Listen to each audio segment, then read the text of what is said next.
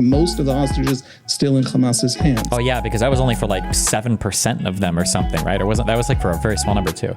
Oh, it sucks when you're arguing with a guy who knows the underlying material. What a horrible feeling. Oh, this guy, no, he knows what? Really? But during the course of this, why do you not ban streamers that show terror propaganda on your website? It's explicitly not allowed in TOS, but if you're big enough, you let them get away with it. Permanently banned. I have a friend who called me with an anecdote. This is a big creator, streamer, someone that I trust who has no reason to lie to me. They were a part of an event that got canceled, and he got a call from Dan Clancy, who says, "I'm so sorry, we have to be super careful right now with brand friendliness. The reason that we're doing this," and he apparently name dropped me, because people like Ethan Klein, who don't actually care about anti-Semitism, are cynically going after our platform. Damn. So there's Dan Clancy, who apparently thinks that I'm doing this, that I'm burned half my audience just for fun. Joining us now is Times of Israel journalist. Do we like Assad or no? No. No good human being likes Assad. That being said, it's naive to assume that whoever comes after Assad would necessarily be better for the citizenry there. Maybe he would be. I know there's people are linking this one dude who apparently read Why Nations Fail a bunch and now talks about institutions. I don't know if that's real or if he just says that shit because it sounds nice to the West, or what their role would actually look like. I don't know. I don't have a strong opinion about that. But Assad is a bad dude, okay? He's a bad dude. Saddam Hussein was a bad dude, though. And ISIS was probably worse.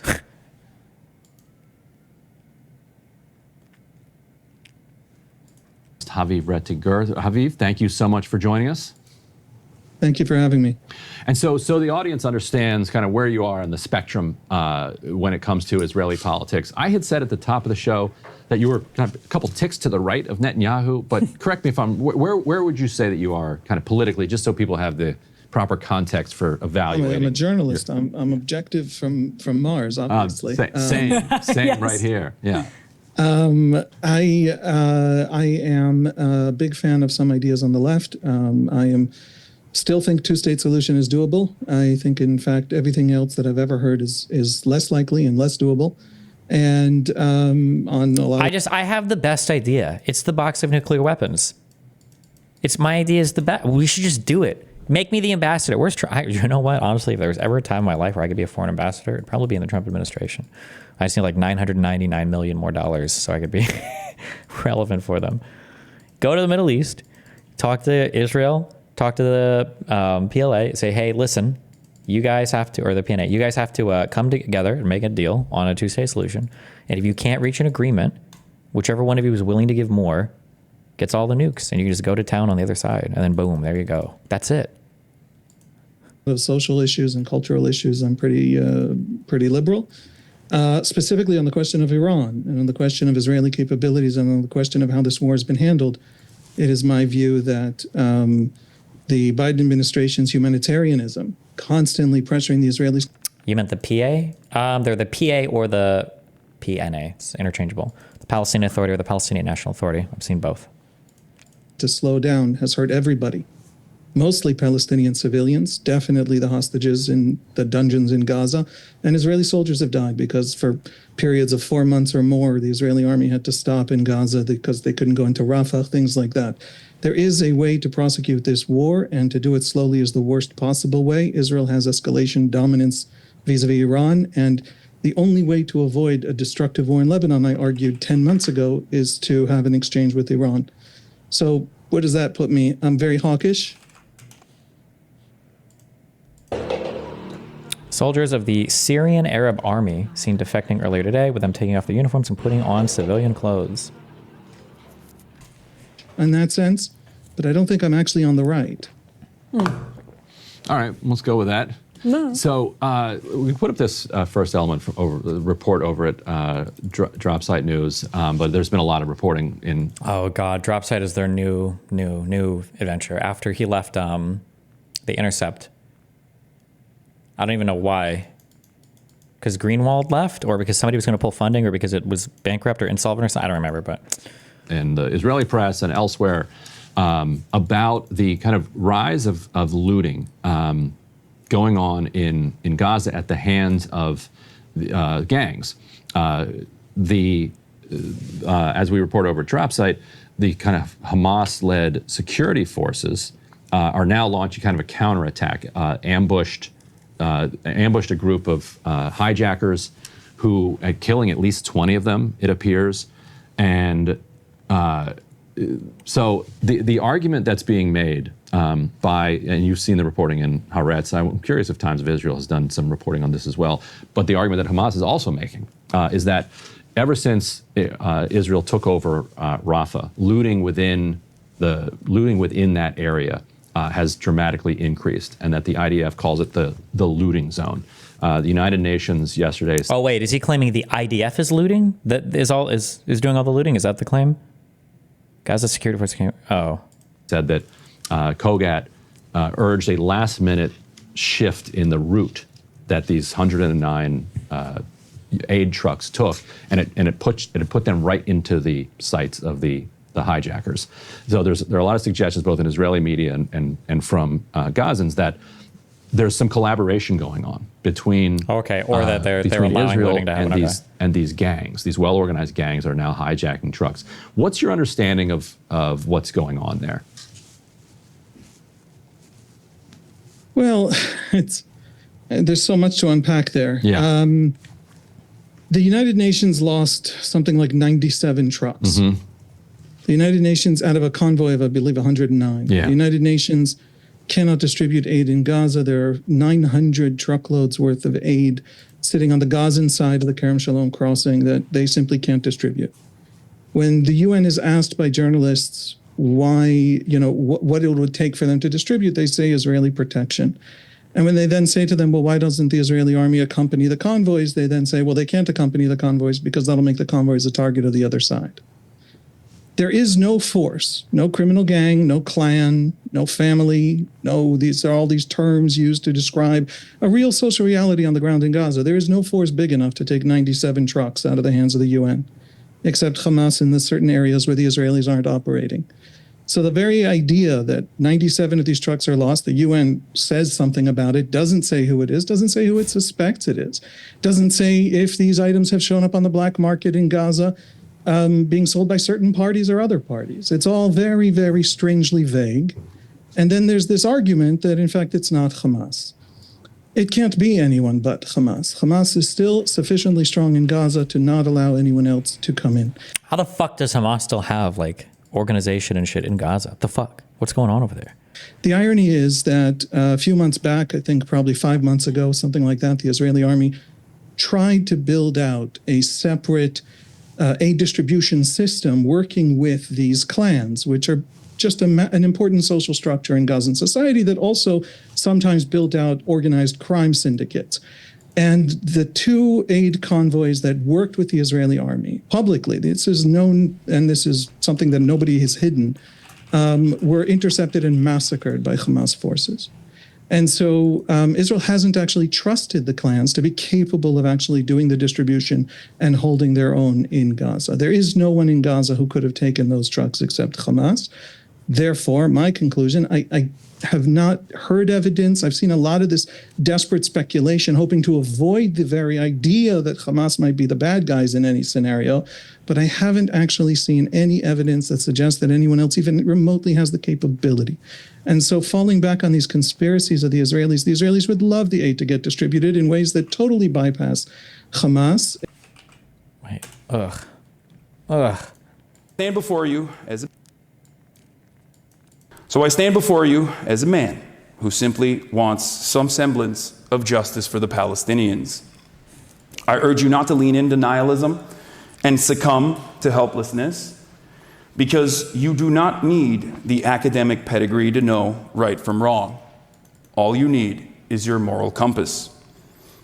Oh God, it's gonna be the... No, never mind. As someone who has seen the Palestine question evolve over my past 10 years of public advocacy, Don't do it. I never would have imagined international organs demand legal restitution from America's most valuable asset. Wow. After all, there are decades where nothing happens, and there are weeks where decades happen. Wow. Thank you. So brave. It would get a lot of pressure off of them, and nobody quite knows how, because Hamas is sufficiently strong to continue disrupting the aid. Emily has a question in a second. I'm just curious. Yasser Abu Shabab is the leader of the hijacking group that Jesus, what a name. that Hamas claims to have sent its security forces to ambush and attack. He was killed in this attack. What's the theory for why the security forces launched this ambush of these hijackers if the hijackers were actually Hamas? That there's some chance that they were piecing together some kind of an organization that was capable of working with the Israelis, or that they needed somebody to massacre to make this case. So, And it's more likely. It's more likely than that 97 trucks were taken by those 20 people. It's more likely than that there is a clan nobody's ever heard of before. you just mentioned something interesting in your answer about how Hamas is still, I think you said, sufficiently strong. And I think that's a really important point. And I want to ask, I probably disagree with the argument, but is that part of, because I think there are some hawkish people who will say, Hamas has been basically vanquished and destroyed. And that seems to me a dishonest argument. Jesus. There has been a lot of destruction, but Hamas has. Destiny should be invited to speak at Cambridge, not Hassan. You're not really technically I don't think you're really invited to speak at the college, by the college. It's basically any group or any college that has student unions that do any type of thing like that can invite external speakers. So when I went to Yale, I wasn't invited by the school administration of Yale to do a thing. It was just the political group there that had a group on campus invited me. So my guess is for the Cambridge thing, there's a political forum or something, a debate group or a politics school group that invited Hassan to go and do their thing for him.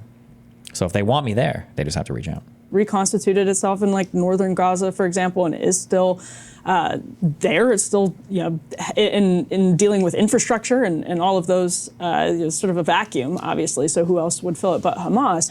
Is this part of your argument as to why the humanitarianism, as you put it, of the Biden administration is insufficient and has been cruel, as you put it earlier, to the people of the Palestinians, the people of Gaza, because it sort of drags the conflict out longer than otherwise it could have been? Yeah, the best way I think to think about this is to distinguish the Lebanon situation from the Gaza situation. In Lebanon, Israel's supreme interest is at some point pretty soon to end it. And the reason is that it achieved a tremendous amount in Lebanon in terms of weakening Hezbollah, shattering Hezbollah, and at incredibly low cost. And as it sticks around and as it expands the war and as it maybe goes deeper and as Lebanon itself has no other, Israel will start paying higher cost and for much lower return. And so right now there is a real ceasefire negotiation process that the Israelis are interested in. Hezbollah took such a blow that Hezbollah is interested in. Hezbollah's patrons in Iran feel like they're on their back feet and they're interested in. So there's a real likelihood. As much as we hate Netanyahu, the things he's done are kind of impressive, not going to lie. If I was a Zionist, that would be my guy. Yeah, probably. I imagine Netanyahu's supporters, my guess is that it's climbed over the past several months. But I mean, this is also the unfortunate reality of not being stronger as a country and not being more resolute when it comes to helping our allies around the world stand up to people that are bullying them, right? Or even our friends around the world. So if you're Israel and you've had to deal with this war and you've seen the US kind of telling you hey, chill, or, whatever, blah, blah, blah. They're okay, we'll do whatever. And then Israel looks up to Ukraine and they're okay, well, that's a country that, the US is supposed to kind of make Russia chill. And you wouldn't imagine that a country could just be literally fucking invaded with nobody doing fuck all around the world. And that's fucking Ukraine, okay? All of Europe and the US really truly has a far greater vested interest in protecting Ukrainians from being fucked, right? Well, if they won't even protect Ukraine from an actual formal country invading them, obviously there's no reason why Israel would expect anybody in the West to help them if they were getting fucked. So I mean, it's just further drives for the kind of Israeli militancy or Zionist control. I don't know what the want to call it. Yeah. Every one of the parties wants it, but they're trying to shape how it looks and how they define the story of it for a ceasefire. The problem that Israel has in Gaza, the security problem Israel has in Gaza, is very, very simple. There is no other rest of Gaza other than Hamas. In other words, in Lebanon, there's a lot of other factions and groups and political organizations and even kind of militias. And there's the Lebanese army, which has refused to engage the Israelis because they know Israel's at war with Hezbollah and not with Lebanon. All of that other rest of the polity that can step in to fill the vacuum doesn't exist in Gaza. There is only Hamas. And Israel adopted a doctrine kind of learned from Afghanistan. The American mistake in Afghanistan, part of the American mistake was something called the clear and hold doctrine, which is that they cleared, a valley, they took the valley, they cleared the valley, and then they held it with a Marine detachment or an Army detachment so that the So I guess you love war then? Yeah. Taliban couldn't regroup there.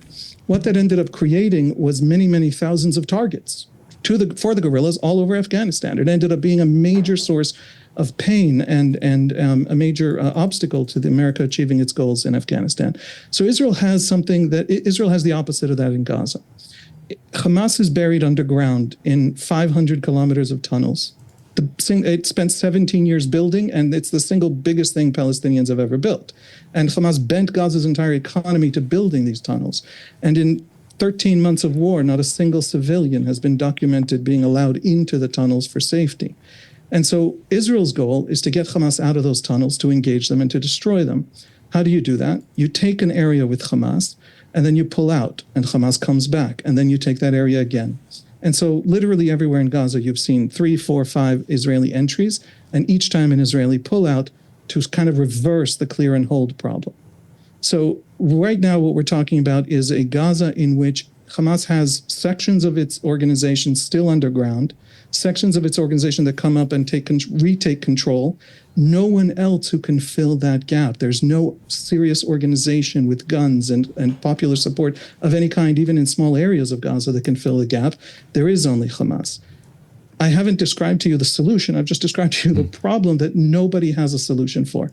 Not Biden, not the left, not the right, not Netanyahu, not progressives in America. Nobody quite knows what takes over Gaza after Hamas. And let me just say one last sentence about that, because this is fundamental.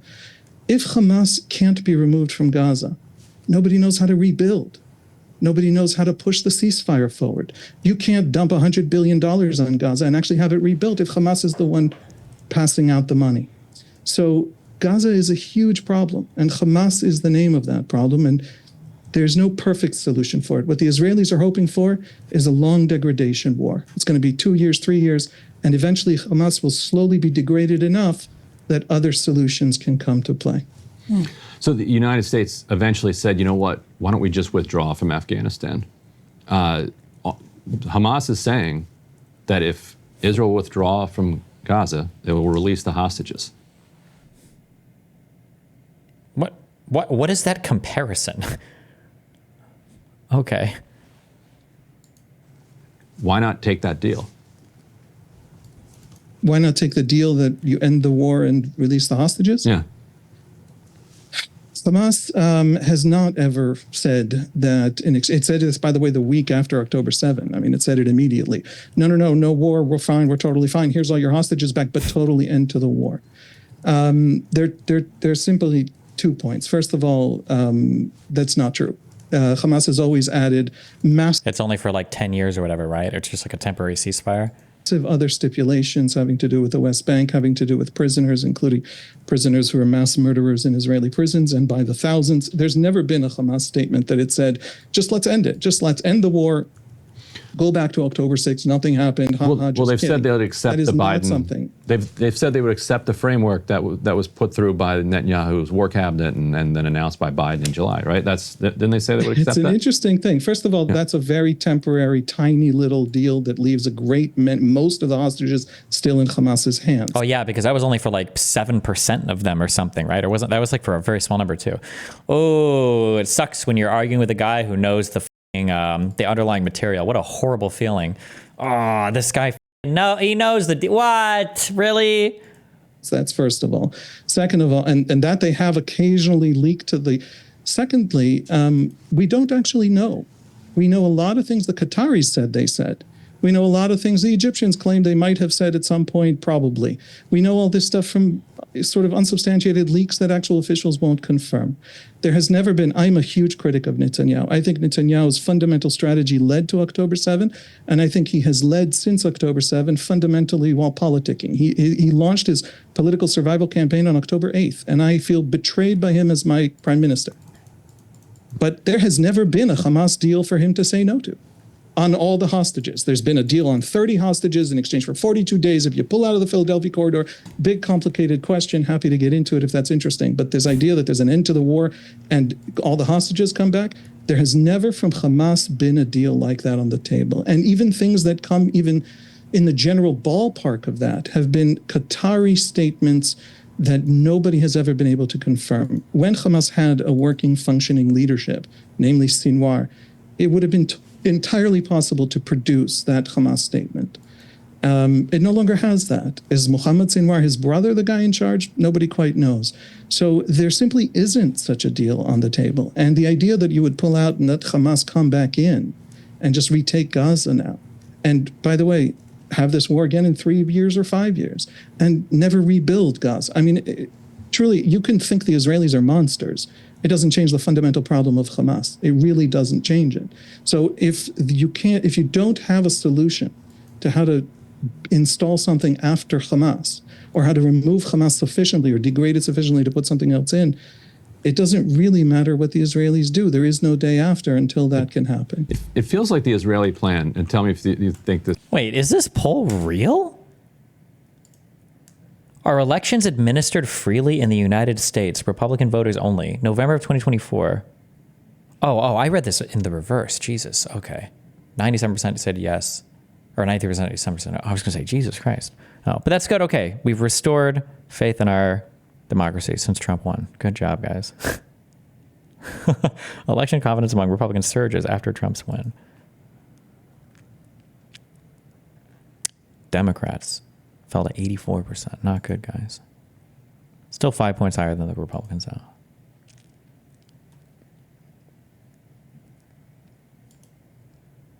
I wonder if they, when they ask this question, it must be, this is how it's stated exactly. I wonder if like Republicans are saying, no, they're not free because they don't do voter ID.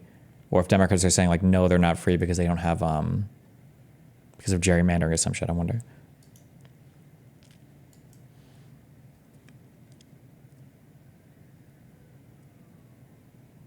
Oh no, wait, hold on, wait. Oh, wait, holy fuck, I'm sorry. Why did they flip this? Wait, I just got mind fucked. Hold on, I'm sorry. I read this completely wrong again. Jesus, okay, sorry. Are elections administered freely in the United States? Republicans in November of 2020, no was 79%. They switched it to up and down, okay. No was 79%, and then November of 2024, no was only 7%. Jesus Christ, okay. Holy fuck, oh my God, okay. Holy shit.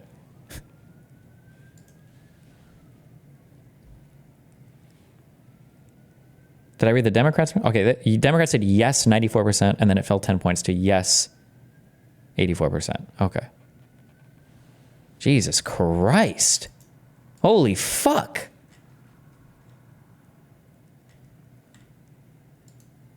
You know what a thing I'm trying to figure out is, though? You know what I don't understand? I've been thinking about things like this a lot lately. These have been like mind fucking me. Is trying to figure out what the fuck anybody means when they say anything. Like, what's happening? So Republicans gather around Trump, and then they say they want to fight against the deep state.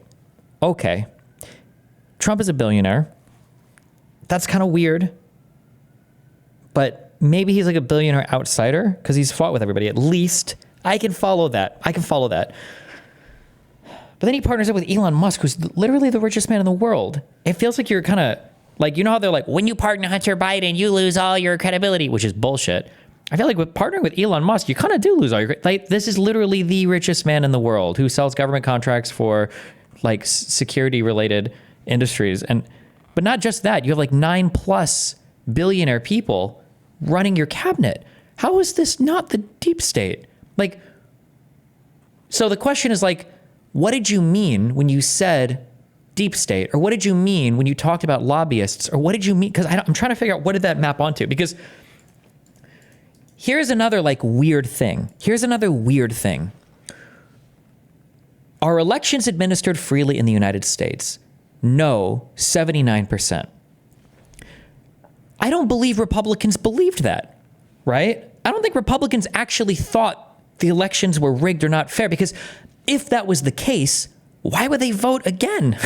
Why would you go and vote if you think it's all rigged anyway? So what is actually happening here? Like, what's being said or what's being stated? What's going on? I don't understand what's being said. Like, I just don't understand what's being said.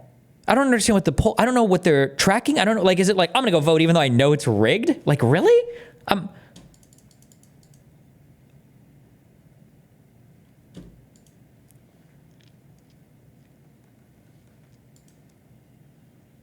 I'm so confused.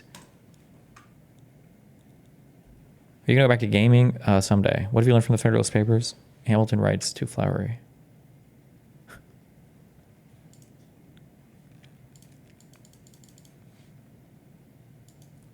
This is an accurate description of it. It feels like the Israeli plan at this point is these kind of ongoing, what you'd call occupation / intervention in different areas. Go into particular areas, push the people out, leave there, people come back, go back in, combined with watching and maybe facilitating Gaza turn into a warring faction of clans against clans and gangs against gangs, which then a divided Gaza then is less of a threat to Israel, and that you just live to fight another day endlessly rather than kind of settle on a long-term solution of coexistence. Is that what you see actually happening? Put aside what people want, it just feels like that's where it's going.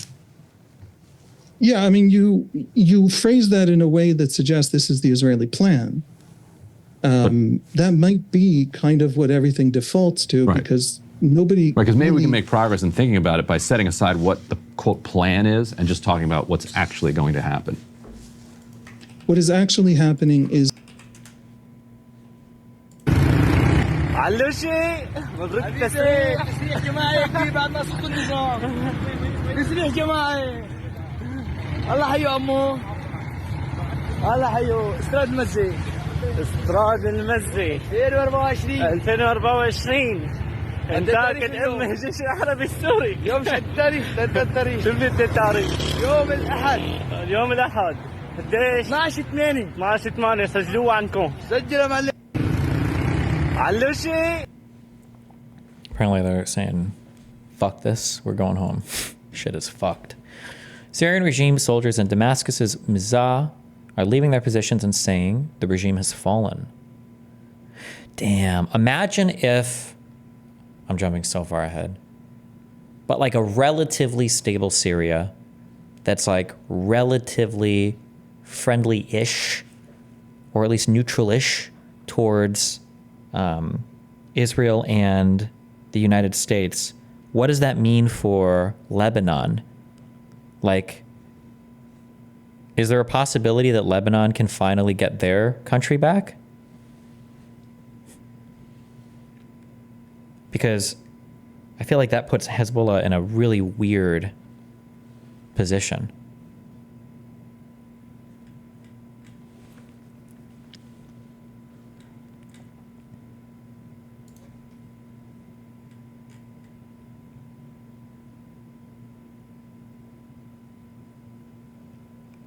It's not happening as long as the Golan Heights are occupied, and Israel is rightfully never letting go of that. Has Syria even asked for the Golan Heights back? Am I making this up? I thought that Israel had tried to talk to Syria in the past, and Syria's like, I don't want this. Fuck you. We're killing all of you. I'm never just getting the Golan Heights back. It's going to be your whole fucking country, motherfucker. But I could be wrong. I don't remember.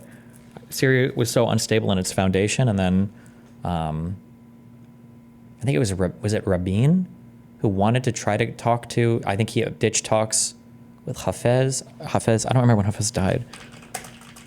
That sounds, yeah, and it was just too late, and Israel botched this. But I don't know, I think it's, yeah, oh, they offered it back in 2006. Maybe they did. But I thought when Israel offered it back, Syria was like, fuck you.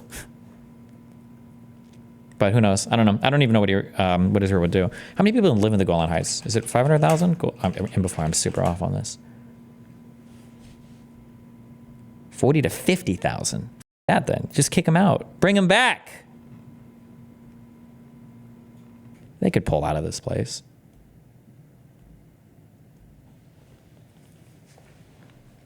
Although, imagine for formal peace with Syria. Do you think, would Israel pull all of the settlers out of the Golan Heights for formal peace with Syria? That we're like jumping so far ahead of like, would that even be on the table? I wonder if they would. I have no idea. That would be insane though. That would be crazy. But yeah, I don't know. Okay.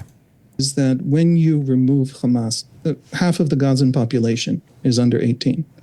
And Hamas ran the schools for 17 years. When the idea of removing Hamas from Gaza is a much deeper and more profound problem than the strict military problem, which Hamas built Gaza into a battlefield for a war in which it would be impossible to remove it, at a scale never before seen in the history of warfare. There's nothing like those tunnels. The Viet Cong built quite a few tunnels. You should run with that. Do you remember this theory? Gave me a whole thing that I should try that, actually. That the next time I go to a debate, what I should do is I should prove that there was a conspiracy on January 6th and that Trump did do everything, but they're actually right about more than they realize. Oh. But like they're right, the conclusion is wrong. So like for instance, that Ray Epps was working as a Fed, but the head of the FBI was a Trump appointee, and Ray Epps was a Fed that was working like in a Trump division of the FBI. That there were a lot of instigators on the ground. That Trump was trying to get people instigated to go in and start an insurrection. That there were actually police officers that were leading people to the Capitol, but they were Trump's men. They said that like one thing that would be funny is to go and construct like an alternative conspiracy theory because you could probably support that with stronger evidence. True. I don't think it's 20% of what Hamas built in Gaza in a much smaller area. And so Hamas produced a situation in which getting it out requires essentially this kind of war. I don't mean to suggest that every single Israeli airstrike is legitimate. I'm just saying there isn't fundamentally a different kind of war if you actually want to remove Hamas from Gaza. And Hamas made sure of it. No, what's the gain for Israel? They lose the strategic high ground and upset their population so Hezbollah can line up artillery over half of North Israel. First of all, fuck strategic high ground, motherfucker. Okay, it's fucking 2024. All right, we're not lobbing rockets from shitty mortars. Okay, we got airplanes. We got airplanes, motherfucker. Okay, we got airplanes. Israel can bomb fucking into the deepest parts of Iran. They can blow shit up on top of the Golan Heights if they need to. Number one. Number two, what would be the gain? Peace with Syria symbolically would just be insane, right? That's like their three largest opponents in 67 and 73. You've shored up alliances now with Egypt, Jordan, and Syria. Those are your three big dudes. Like that's it. It's over. That's the end of the Arab-Israeli conflict. Now it's just the Palestinian stuff. But then also, I mean, it also just like tees up the region for a lot of other shit. But I mean, who the fuck knows? It might be that Syria collapses into a chaos state right now anyway, so who the fuck knows? And there's the deeper point, which is the educational, religious sort of narrative point. Hamas tells Gazans that they are not suffering for nothing. They are suffering because they are the vanguard of a great Islamic restoration after centuries of weakness, and the great war against the Jews is that fundamental war for the restoration of all Islam. To a lot of Gazans who hate Hamas, there's also a deep appreciation of that story of dignity. And so when you actually start to map out what it would mean to remove Hamas from Gaza, it turns out to be this immense military problem, an immense cultural problem, an immense religious problem. You sound like people saying Ukraine should have given Russia Crimea.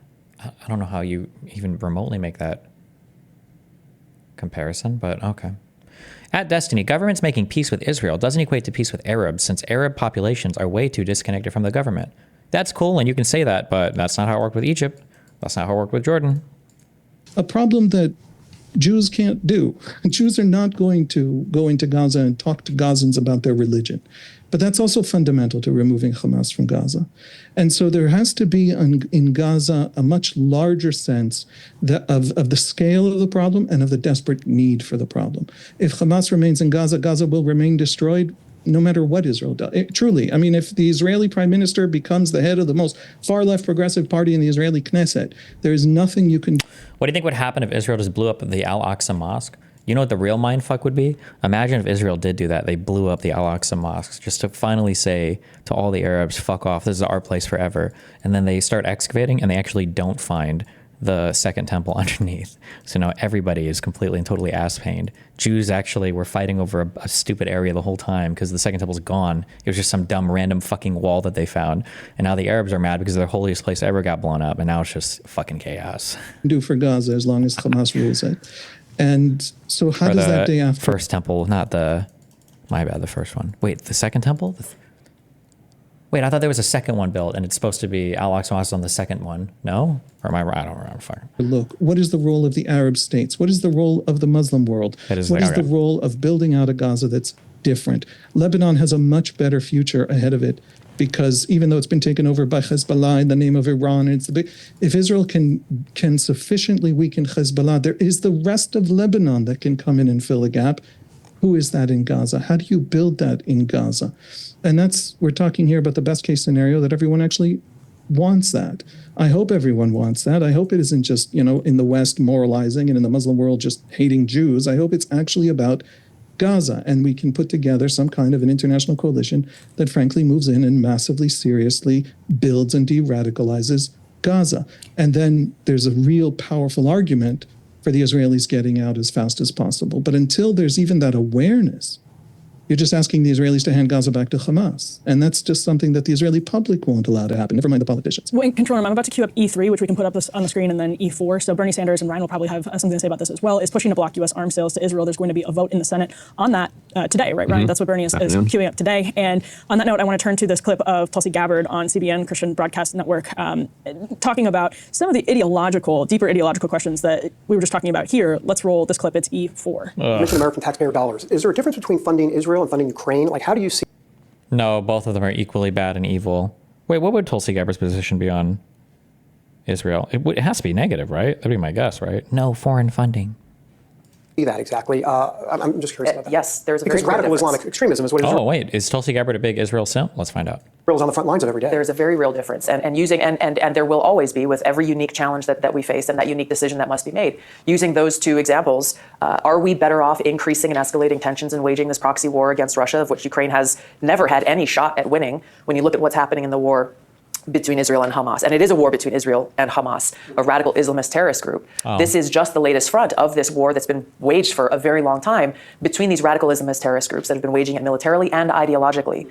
This is in our best interest, as well as all freedom-loving countries and civilization, to take on what is the greatest short and long-term threat to freedom. He's afraid of being called an Islamophobe, and it's the same reason why he is not taking Wait, why would she not support Ukraine then? What a weird position. seriously the need to defeat Hamas. Tulsi Gabbard obviously recently nominated to be Donald Trump's director of national intelligence, and the host asked her, Joe Biden just recently pausing weapon shipments to Israel. How do you see that? He's on the side of Hamas at this point, and obviously we're talking about this clip as Bernie Sanders is pushing to block U.S. arms sales to Israel. And so I guess my question is, with this perspective that there's a deep ideological root to what we see in Gaza and sort of Hamas filling this leadership vacuum, infrastructure vacuum over and over again, is the response to that further military action? I understand obviously why that's an option, but is it continuously justified if the root problem is a deep ideological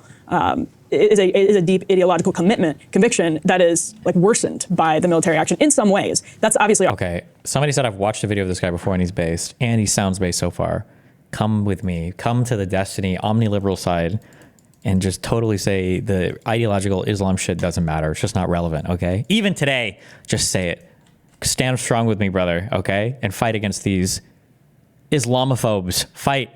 arguable, but how do you see that sort of dynamic between one and the other?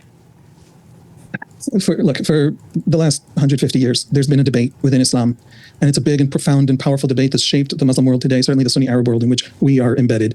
And it's a debate about Muslim weakness, the sources of Muslim weakness, and what we do about Muslim weakness.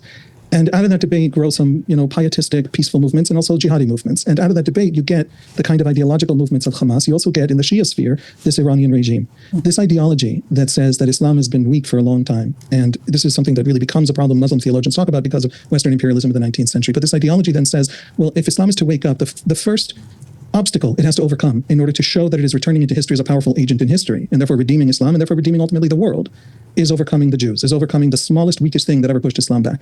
The Iranian regime, this is, my message to Bernie Sanders doesn't fit in a little quip, it doesn't fit in a soundbite. We don't need American missiles in Gaza. That's not the kind of war Gaza is. The American arsenal, the American help is about Iran.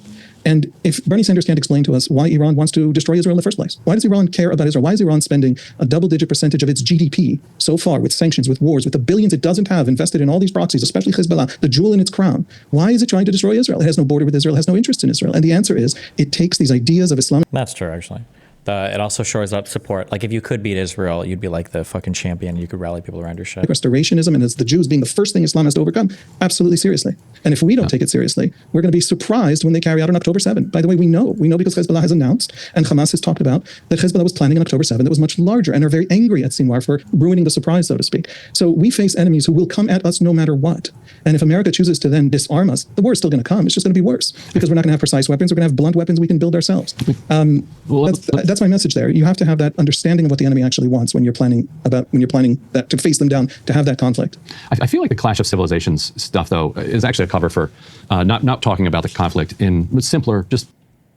Oh, shit. Is he going to say this is actually about Western imperialism? Where is he going to go? Territory or nationalistic terms. You can go back to the decline of the Ottoman Empire, but it's much simpler to explain the rise of Hamas by pointing to a couple acute things.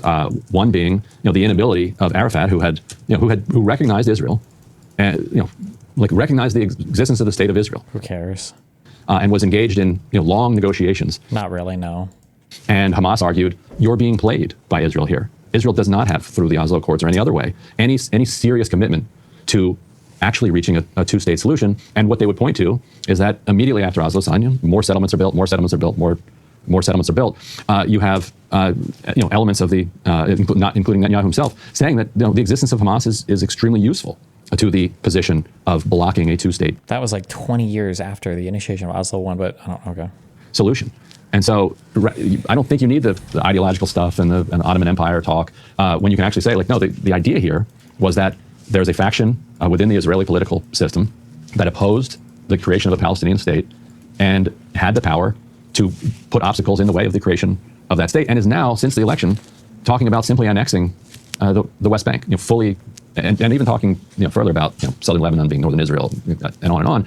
But so can you consider this in a much more kind of a simple way than needing to go back to the Clash of Civilization stuff? Jesus. They're not mutually exclusive. I didn't talk about Clash of Civilizations. I talked about the single biggest theological discourse in the Muslim world in the last century and a half. I can give you specific names and specific theologians and the organizations they founded that produced this and the politics they're born from. Hamas was founded in 1987. Hamas doesn't go back a century and a half, but it's born on the ideas of the Muslim Brotherhood, and it talks that way. If you go to its mosques, you will hear those speeches. That's the first thing. The second thing is I'll tell you why what you call Clash of Civilizations, which is it's such a Western discourse. That's not how Muslims think of it. It's not how Jews think of it. It's not how Middle Easterners think of it. But the reason that these religious ideas matter is that I'll give you an example. You were talking about the Palestinian argument, and it's not an argument made by Hamas. It's an argument made by Palestinian diaspora elites who are trying to explain away everything that Hamas has done for 30 years to Westerners. But the argument that Israel never intended for Oslo to ever actually work out for the Palestinians. Rabin is assassinated in 1995 by an Israeli Jew opposed to the peace process. And that actually puts the left was about to lose that election because people were really afraid that Yasser Arafat, this arch terrorist who had hijacked airplanes and launched terror attacks that massacred kids, was now going to take over the West Bank. And Rabin's assassination increased the left's standing in the polls, and they were set to win the next election. And the next election, because the assassination comes in 96, and Hamas launches a series of suicide bombings in Jerusalem in the week leading up to the election that tilt the election by the narrowest margin in the history of an Israeli election, I think 30,000 votes, to Netanyahu. That's Netanyahu's first victory as a function of Hamas terror attacks. Barak comes back, the Labour Party comes back. He's already talking about a Palestinian state. He's at Camp David with Bill Clinton. One of the big issues you run into even in Oslo 1 and Oslo 2 is Arafat never really pushed back against terrorism. He never really did. It seemed like he was always welcoming kind of the conflict that would result from said terrorism. Cheating shared sovereignty on the Temple Mount. There's a 95% of the West Bank kind of Palestinian state. And that's when 140 suicide bombings over the next 3 years of the Second Intifada begin. And not only Hamas, also... Yeah, there's definitely a real symbiosis between the kind of Palestinian I want to suggest to you that the Israelis are not angels in this story. There are different camps. They fight constantly. And by the way, we don't have the kind of winner-takes-all election system that you have. You're going to be a Republican for 4 years. Everything is going to be Republican unless Congress switches halfway through. In Israel, every government in the history of Israel, there's never been a majority party, has been a coalition. And therefore, the Israeli government always works across purposes because different ideological groups are... By the way, the Italian government, we're seeing this now if you're following Italian politics, the Polish government, and we see this in these kinds of parliamentary systems. We had a government, the last government that Netanyahu ousted, actually had a left-wing minister of housing and a right-wing minister of housing and a left-wing minister of transportation, which means that the right-wing minister of housing was encouraging the building of more settlement homes, and the left-wing minister of transportation was refusing to pave roads to those settlement homes. The Israeli government is multiple forces operating in different directions. If the argument is if there's an Israeli right-winger in the room, then Israel doesn't mean it, then you're missing the fact that there was a culture war, the defining political civil war of the 90s, and even after the 90s. The withdrawal from Gaza was also part of this in 2000. 2005 was about getting out and creating space for the Palestinians and separating and not having an occupation anymore. And it failed miserably in rivers of blood. And it failed miserably in rivers. I legit did not know that fact about the Israeli government. How diverse are the political parties in Israel? A lot. They are super diverse. It's super AIDS. The Israeli government is actual fucking cancer AIDS. Is there a way to see like the current?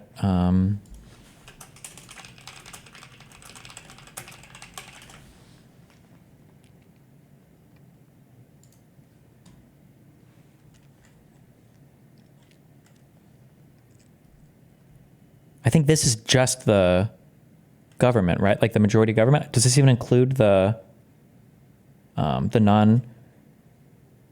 Wait, no. I think this is everybody, right? 32, 56. Wait, yeah, this is everybody, right? I think this is everybody, yeah. But it's like so many parties of like not many seats. It's just AIDS, cancer AIDS.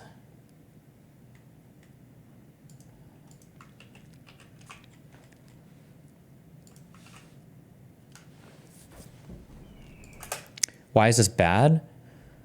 Because you hear about certain names and certain people and you might think that like, oh, these people are just like wildly influential or like super huge people. But the reality is they'll just end up being like the leaders of like these smallish parties. Like, oh, this party has 14 seats. So Smotrich gets to have like these people end up getting positions of government because you have to hold on to these coalitions of like these really small parties. Sometimes it's just annoying, I think. I don't know.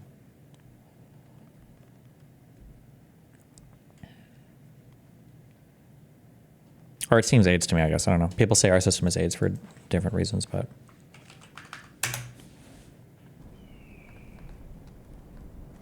Moving. Where are you going? This is not me, by the way. Oh, you're diving into the party. What did you link? Hold on. Give me a second.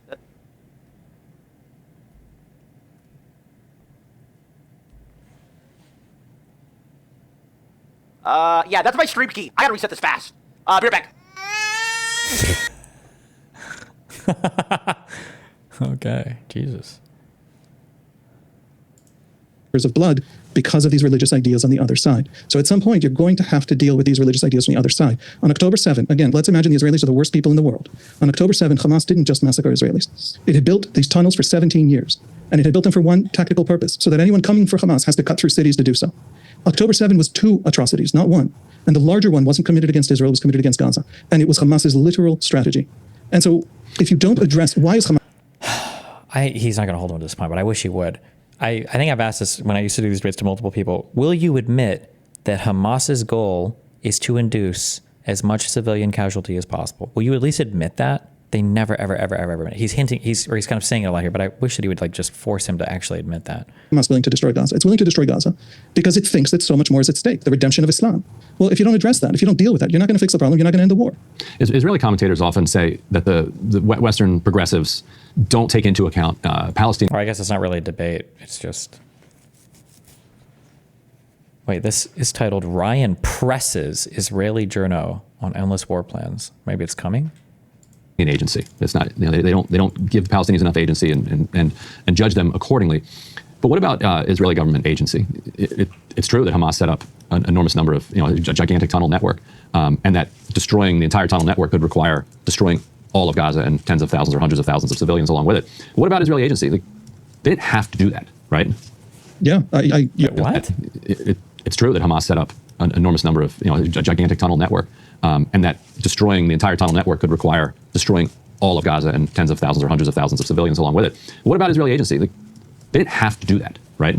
Why is it that Palestinians have to like rape and pillage like they have to because of the material conditions, but Israelis don't have to counterattack? They could just not like. Yeah, you're asking me, is this Israeli government or the last 8 Israeli governments massively at fault for thinking that you could hand money over to Hamas, watch it build those tunnel systems? We reported on those tunnel systems for 10 years. That was something you could just turn a blind eye to and sit around. Yeah, the Israeli crime, other than if you're running a country and you make a terrible strategic mistake at that scale.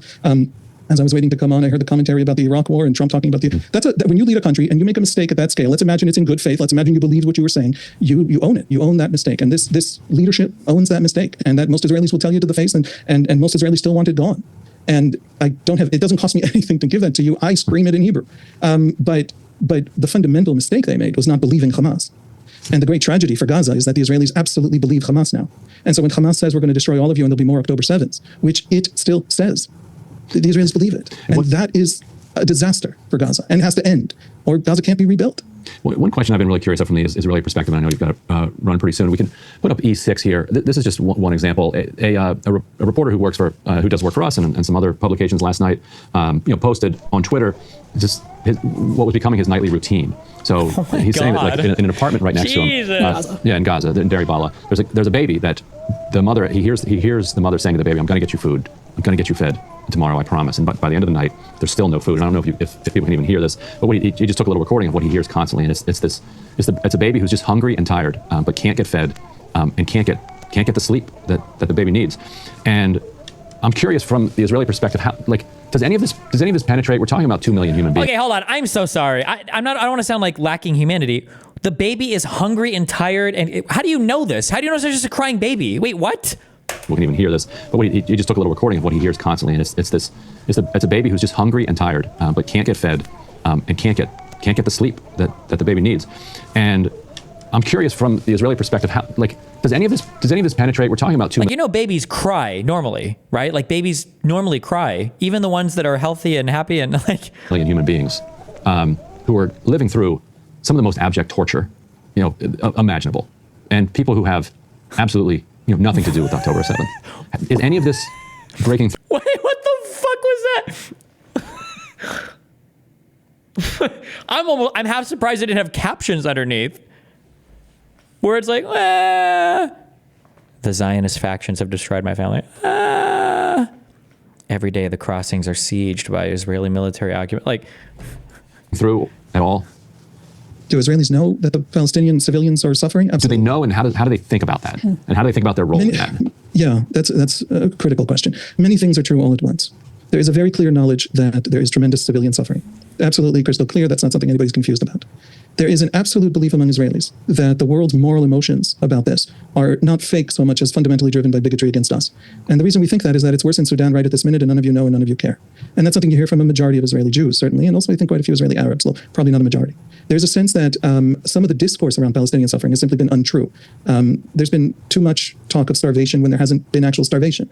And that doesn't mean they're not suffering disastrously. Families are literally for 13 months now moving between tent encampments in order to avoid airstrikes. There are no summer camps. There's nothing for kids to do. There's no schools. This is suffering at a serious and dramatic scale.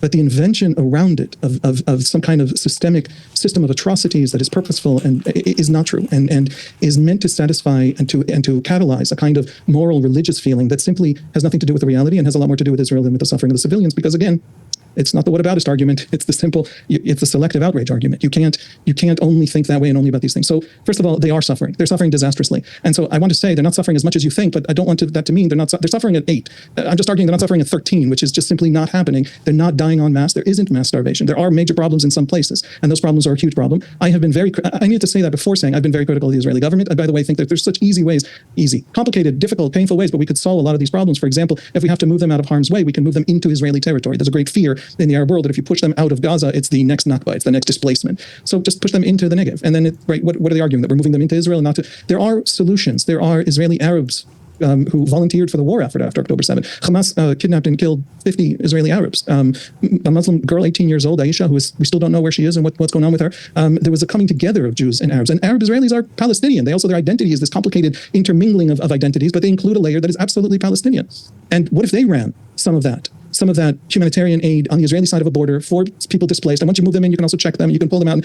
There are so many ways to solve it. This is a government that in many, many ways has been incompetent. I'll give you just the tiniest example. Soldiers, veterans of the war, after 150 days, they missed a school year. An entire college year they just missed because they were off fighting a war. They come back and discover that they have back debt on the tuition payments for their dorms, and something the government was supposed to pay for but never did. This is a government that has proven incompetent for Israeli civil society. 60,000 Israelis were fled the north of bombardments of Hezbollah in the north over 13 months that shattered and destroyed cities. Entire 12 kibbutzim and a third of 2 cities are literally demolished to the point where they have to be destroyed before being rebuilt.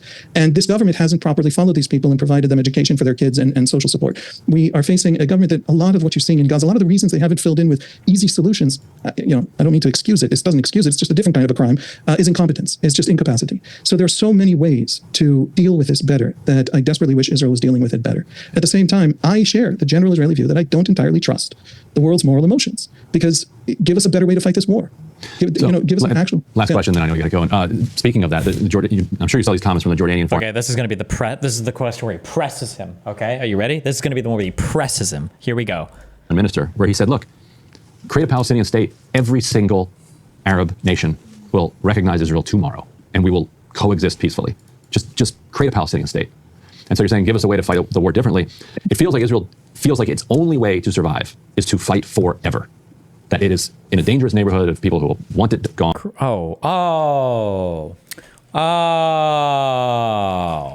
Fuck. Why didn't we just create the Palestinian state? Fuck, it's just me. I need to have memes on fucking speed dial, okay? We just needed to create the Palestinian state. That's what we needed. Fuck. It was just that easy the whole time. Create the Palestinian state. Oh, fuck. Driven by bigotry. Until the ideologies were good. They want them gone. They want driven into the sea. And so they have to fight forever. Despite countries like the UAE, Saudi Arabia, Jordan, on and on saying, create a Palestinian state. We're done with this. We want to move on with this. We'll recognize Israel. But why this clinging to the belief that war is the only path forward? And can war, sustainable, endless war, really be the basis for a safe and secure livelihood in a country that wants to be kind of Western? You want to have cafes and startups and clubs, and doing that under a constant war feels kind of unsustainable. I feel like we're on different sides of some of these divides, and that's producing very, very good questions. So thank you for that really fundamental question. I don't mean that sarcastically. I mean it absolutely seriously. The simple point on the West Bank, the Israeli political left hasn't won an election since the Second Intifada, since 140 suicide bombings ended the Oslo peace process. And it hasn't really been able to tell Israelis a new story. And what you're asking, what the Jordanian foreign minister wishes, was that the Israeli public debate had another story. The Israelis currently believe that if we pull out of the West Bank, it'll go the way Gaza went. 5 years before pulling out of Gaza, we pulled out of South Lebanon after 18 years. That was basically our Afghanistan. We moved in to take care of terrorists, and then we ended up getting stuck for 18 years and bogged down and pulled out badly, and the bad guys took over when we left. Yep. That has turned into a disaster for us. Every single unilateral withdrawal turned into a disaster, and the attempt at a multilateral or bilateral peace ended in the Second Intifada with 140 suicide bombings. So the Israeli public, and I mean left-voting Israeli public that to this day wants a Palestinian state, genuinely believes that if we pull out of the West Bank for a Palestinian state, it'll end disastrously in rivers of blood, and we're going to have to retake it. The West Bank is the highlands that overlook all of our major cities. The West Bank shrinks us down to 9 miles wide in the middle. People hear about this place so much. I don't know if they understand just how tiny this little land in which Israelis and Palestinians live actually is. And so it feels existential, the question of pulling out of the West Bank. And again, to left-wingers who want a Palestinian state, to right-wingers there's even more so. And so the question of just found a Palestinian state. How would you compare this guy's rhetorical approach to your own? I actually feel like it's really similar. It seems like he's like pretty on the kind of Israeli side for the war, but it seems like he's willing to say that the Netanyahu government has fucked up quite a bit, but also like the Arab and the Palestinian side has fucked up quite a bit as well. I mean, I think I agree with everything he said so far, basically. In Gaza, sure, why not? It's easy. If there wasn't a Hamas there, it would have happened, and it would never have not happened. In the West Bank, it's a whole different question. I still think a two-state peace is possible, ironically, if we do something that the Jordanian foreign minister mortally opposes and absolutely hates, which is a kind of confederation between that state of Palestine and Jordan. What if, 3/4 of the West Bank, the Israelis can't be in the valley 9 miles wide, so we push in 1/4 of the West Bank. That's roughly what's going on in the Golan Heights. Israel doesn't control the Golan. It controls about 1/3 of the Golan to push back in 67 the Syrian artillery out of range of the towns in the valley that they were shelling freely throughout the 50s and 60s. So what if the Israelis push up the mountain range? They actually hold the high ground with the Palestinian state, but then 3/4 of the West Bank plus Gaza, all within a Jordanian confederation that leaves the Palestinian-Jordanian border wide open. They have an international border. The Jordanians are now the custodians of the holy site in Jerusalem that they actually care about, Al-Aqsa. Very little would have to change. Palestine wouldn't be this tiny little fractured state surrounded on all sides by this massively powerful Israel. As soon as you start seriously thinking about solutions, as soon as you solve the ideology problem that you don't want to deal with, and I understand why you don't want to deal with, it does sound like an Israeli escape hatch.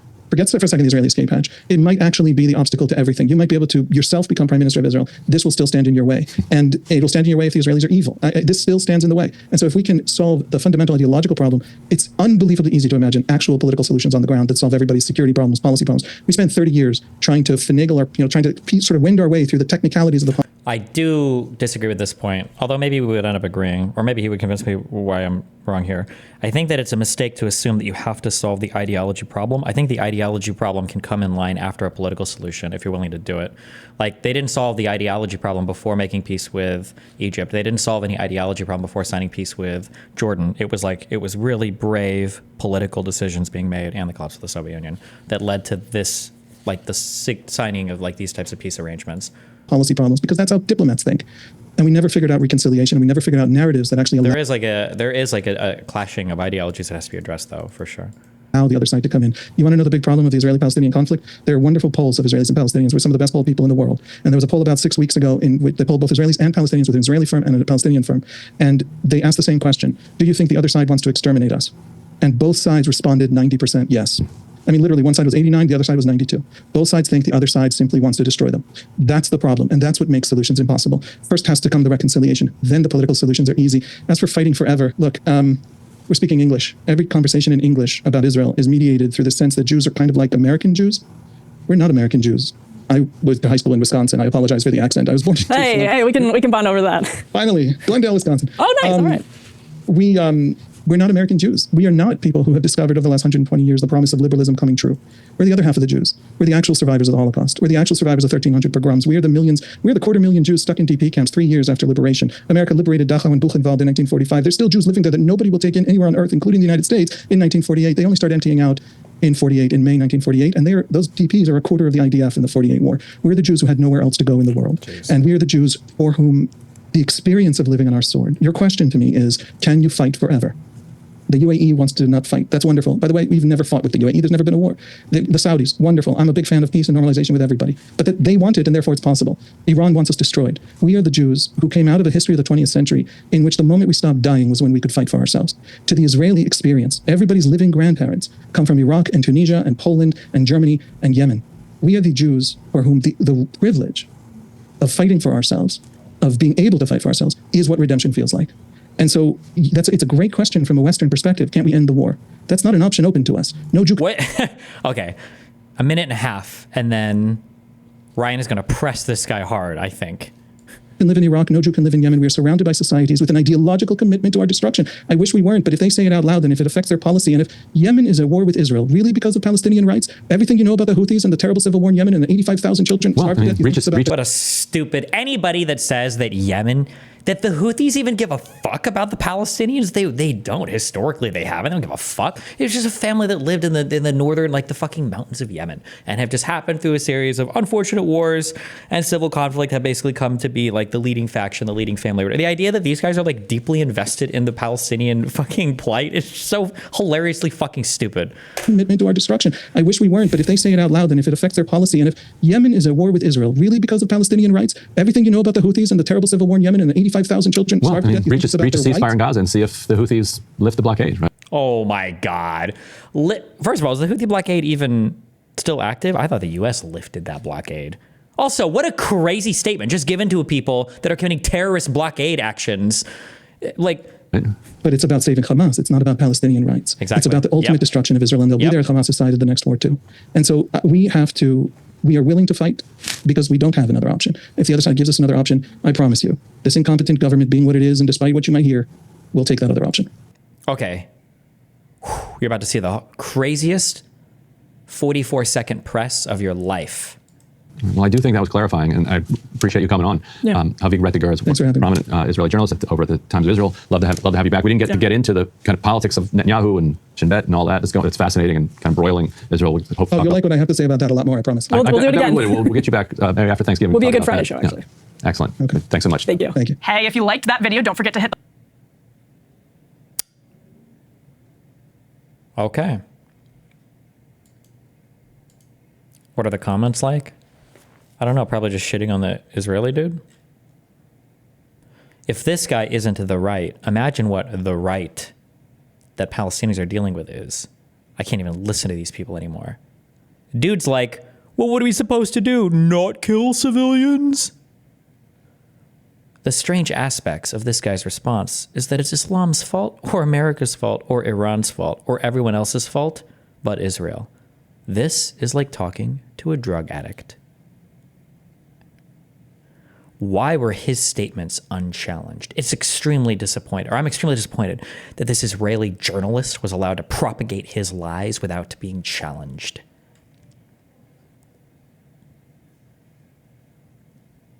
I've never listened to an Israeli who is able to acknowledge how radical their society is.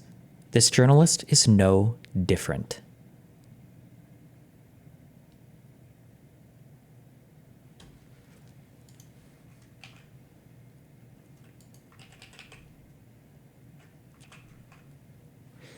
F's in chat for Assad. Rip. Military Operations Directorate enters the radio and television building to broadcast a statement announcing the end of Assad's rule. Hello, everybody. It is Ethan Klein from the basement with a light and a good camera. That's right, I'm all set up here. And today, I've got a special episode of Ethan Klein crashing out solo on his own, featuring none other than Dan Clancy, the CEO of Twitch, and the director of community marketing. She's the head of TwitchCon, Mary Kish. Now, these two people were conducting a Q&A, I believe, yesterday or the day before, where I think this is his first time coming online since all the anti-Semitism broke.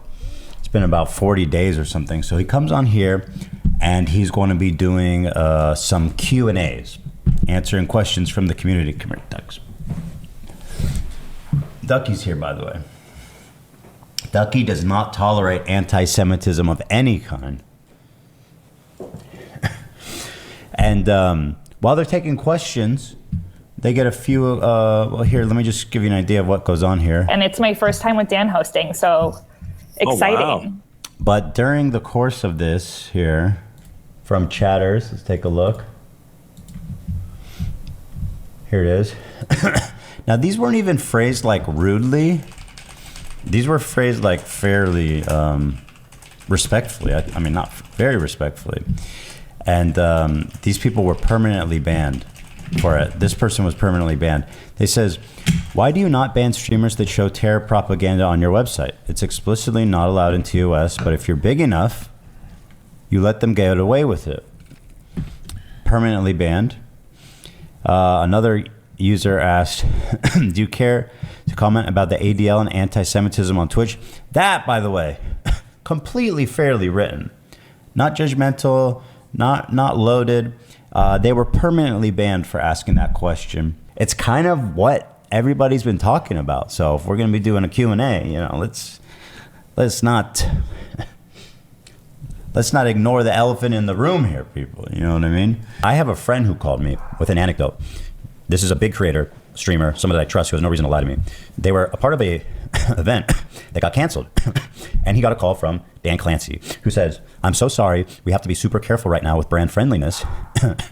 And the reason that we're doing this, and he apparently name dropped me, because people like Ethan Klein, who don't actually care about anti-Semitism, are cynically going after our platform. Damn. So there's Dan Clancy, who apparently thinks that I'm doing this, that I'm burned half my audience just for fun, and that I don't, and that I think he doesn't think it's actually a problem, which is ironic considering what we're going to talk about next. Now, here is one of Twitch's largest Arabic streamers. He has 1.7 million followers. His name is Rakanu Live. Here's his channel. Now, unfortunately, he doesn't have VODs, so I can't show you, but I do have lots of stuff saved. He was actually recently faced a 2-week ban for during a stream. He was saying stuff like Jew and I love Hitler, which again, I don't know if Dan considers that anti-Semitic. We might have to check with the ADL on that one. You know, Dan is he's not quite sure where to put that. But he was banned for 2 weeks. Just before we get into that, show you a preview of what this guy's been talking about on social media. On October 4 days after October 7th, he said, "My eyes are full. God burned the Jews." Sure, he means Zionists. He must just mean Zionists. Here's another one. God cursed the Jews everywhere. Oh, well, okay. That one's a little harder to defend because he says, God, see how I said I love that person who worries them, and this one is happy. How many viewers does this guy get on Twitch, this streamer? And says they deserve it. God damn the Jews everywhere. It's all in Arabic, so it's a little bit tricky. So if he says, God damn the Jews everywhere, that's kind of hard because they're talking about everywhere. It's, you know, not just Israel, right? You would agree with that, Dan. So this is the kind of stuff that's been going on here with our good friend. But what happened? Here's a clip. Calling his opponents Jews as an insult and saying he loves Hitler. Come, you pig, I will.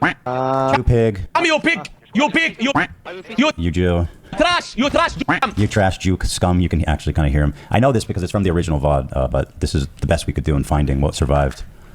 I love the best. Hitler. Etc. etc. It's just he's having a game It's around 1,000 concurrent viewers. I guess Arabs don't like Twitch that much. moment, which is fair, you know. That's just what we do when us gamers get heated. However, so he was banned for 2 weeks for this, although Twitch reduced it to 1 week. Here's his Twitter replies, by the way, when was announced that he got banned. Let's see, here's his community. I don't know if you guys notice something here that's somewhat a commonality here, but I'll just scroll. Let's see. Okay, picture of Hitler. This one's sensitive. Okay. Click that. Oh, it's just a picture of Hitler. Okay, got it. Let's see here. Hitler, here's your master. Here's a Heil Hitler. What a nice man. This one's censored. Let's see. Oh, How do you have so many followers then? I don't know. Followers don't really matter on any platform right now. it's Heil Hitler's actually. And this one? Oh, it's Hitler again. All right. So you guys get the idea at the sort of community he's fostering here. It's a lot of Hitlers, man. Wow. Not this one. Oh, this one was actually really nice. It shows IDF girls dancing and doing TikToks and stuff. Again, these are mandatory conscriptions. They're all like 18, 19 years old. Now here they roll the pictures from October 7th of civilians being murdered, people being taken hostage after they were raped, rocket attacks in Tel Aviv, paragliders who mass murdered concert goers, that kind of stuff. Just some light viewership. I mean, I could go all day. Wow, I like how Ethan doesn't bring up the context of oppression that the Palestinians are facing, but okay. It's kind of actually pretty impressive. Yeah. People are putting his face on Hitler, which is epic and awesome. Now, what did he have to say about it? Here's his response. Let's take a look. Again, this has all been erased and in Arabic, so I'm doing my best here. But he said, in translation, even if 100 years pass, may God curse the Jews above every land and beneath every sky, you pigs, he said. He's just talking about Zionists. He also said down here, I met a Jew in Qud who was wearing a pig flag and cursing Gaza. I did not tolerate it, and I separated from him and took him, his mother, and family captive, and I praised Hitler. I'm not quite sure if he's making a joke that he took them hostage and praised Hitler, or if this is actually a real anecdote where he said, Hail Hitler or something to an actual group of folks he encountered. I'm not really sure. But, and again, forgive me, this is all verified real text. The URLs are here, but when you open it up, it's all like HTML and stuff. But these are all verified. So this is what he had to say about the ban. Let's take a look. Make that bigger for you. So he said, even if I get banned for a year, may Allah curse the Jews above any land and under any sky, you pigs. Okay, well, under any sky, I mean, I'm not in Israel. And I guess he's talking about me, or... Do you think that anti-Zionism and anti-Semitism have a similar dynamic to anti-Arabism and Islamophobia? Yeah, probably, actually. Generally, when people are Islamophobic or when people are doing that, usually they're just hating Arabs. It's just a proxy for hating Arabs, generally. Anyone in Europe or anywhere in America, really. All the lands and all the skies curse the Jews. This is the anecdote I read. He says... you can have disagreements with religion and you can have disagreements with the peoples, but... Or there's things you can... But generally, it's like when somebody says they hate Mexicans, and you're like, oh, are you racist? And you're like, no, Mexico's a nationality. It's like, okay. Asked him, what did he say? Or I don't know what someone asked him, but he said, all I said is, I love Hitler, heart emoji. Normal stuff. Twitch, and then this happened after everything I just showed you. Twitch decided to give me a chance and reduce the ban by 50%. But there's a test I have to pass. And with these kind of questions, I don't think I'll pass. It turns out, however, though, he did pass because his 2-week suspension was reduced to 1 week. So thank you to Twitch for going lenient on this guy who was clearly just misunderstood. In hindsight, do you think it's a mistake to say that you're Islamophobic? No, I don't think so. The issue is that, if in terms of hating particular religions, I'll gladly identify as Islamophobic. If you want to take umbrage with that, you can't say I'm anti-Zionist but not anti-Semitic, or I want you to draw this incredibly clear distinction between these two things, but then on this thing I get a broad protection from everything. It has to be the same rules. So if you're going to be anti-Zionist, wish for the destruction of Israel, talk about how all Jews need to go back to Brooklyn and Europe, and et cetera, et cetera. Oh, okay, fine. I'm going to be Islamophobic then. I don't hate Arabs. I just don't like Islam. And a lot of shit that stems from it. Taken out of context. Now this guy, of course, fully sponsored up. He doesn't have VODs, but I've checked it before and I've seen it. If you look at the other Arabic streamers, You know what? I've got something on you basically get the same ads that you get in English. I got a Fortnite ad. Wait, Volvo. Yeah, but he's fully monetized. He's fully added up. It's based on where you're located. So if you're in America, you're getting Volvo ads. Right after or before, you're getting a I love Hitler and fuck Jew pigs. 1 week it was reduced to. And I'm so grateful to Twitch and their leniency. I want to ask you guys one more time, going back to the Q&A he was putting on with the head of TwitchCon, and ask you if you think it was right to ban these questions during a Q&A. Do you care to comment about the anti-Semitism and what the ADL said about Twitch? Permanently banned for that. Why do you not ban streamers that show terrorist propaganda on your website? Explicitly allowed in TOS. Explicitly not allowed in TOS. But if you're big enough, you let him get away with it anyway, man. Permanently banned for that. Do you plan on addressing the anti-Semitism problem? 600-second timeout. They went easy on him. I can't wait for the Houthi update. That one I understand because that one's more provocative and loaded. But why are legitimate questions being banned? 600 seconds timeout there. And There you have it. So I would like to know why Dan Clancy on his official Twitch channel Q&A is banning permanently chatters who are asking him quite politely and in a way that's very constructive. Do you care to comment about the ADL and anti-Semitism? Which is, and I also want to give a shout out to Dan Clancy and his infinite wisdom and his lenience for reducing this fine young man's ban to 1 week. That's just a little update from me, your friend Ethan Klein, who's crashing out here in his basement.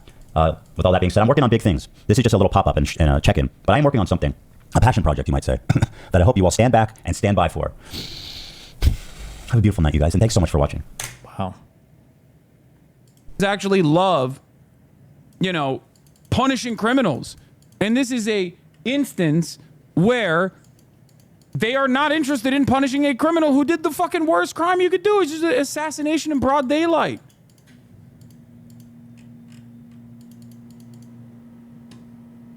Politicians are so unimaginably disconnected from their constituents and their interests. And not only that, but also so is the media.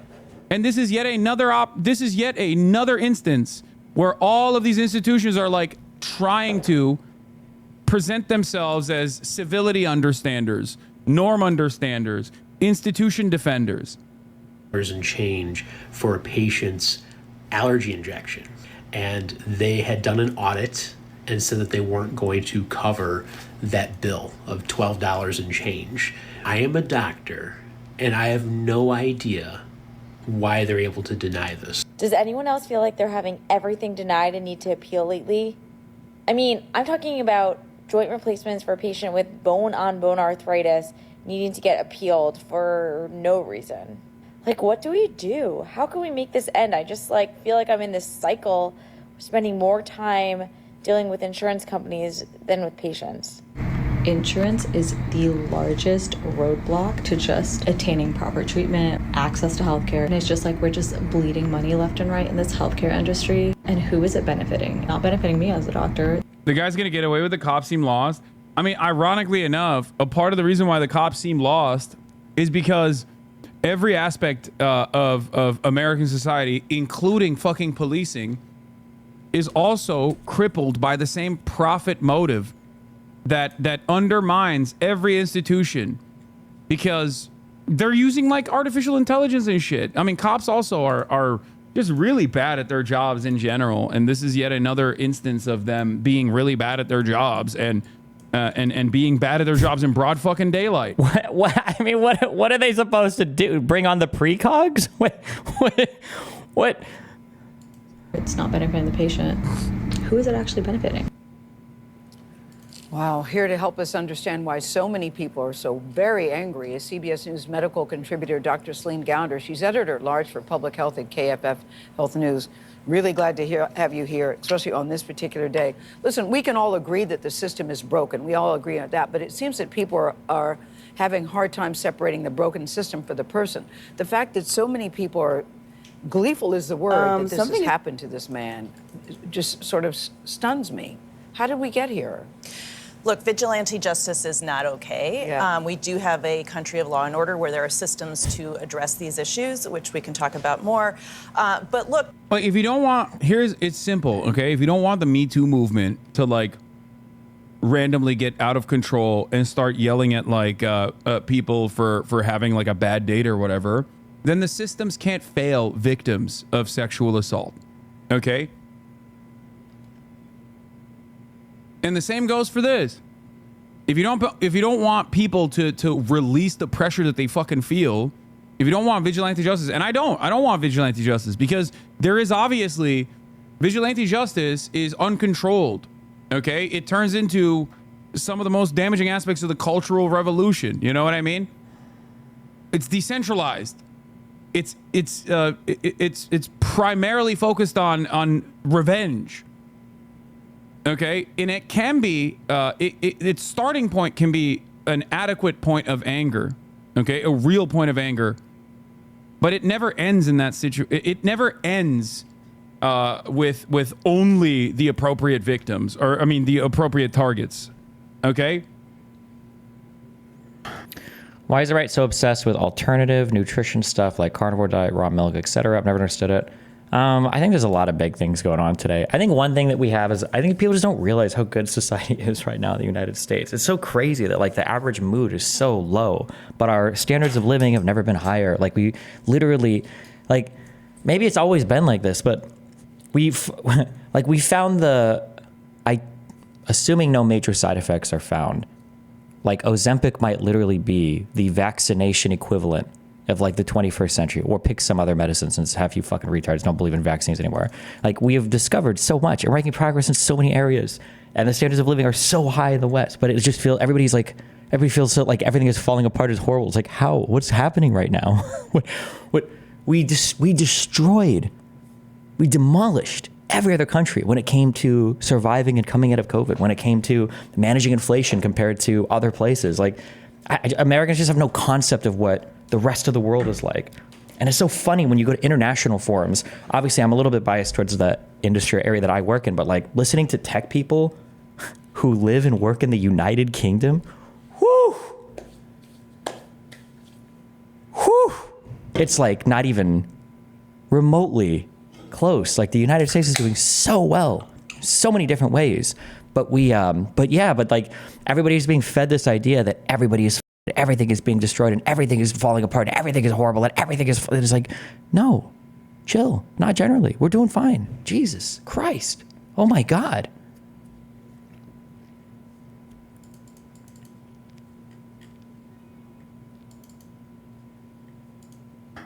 So if you don't want vigilante justice, you have to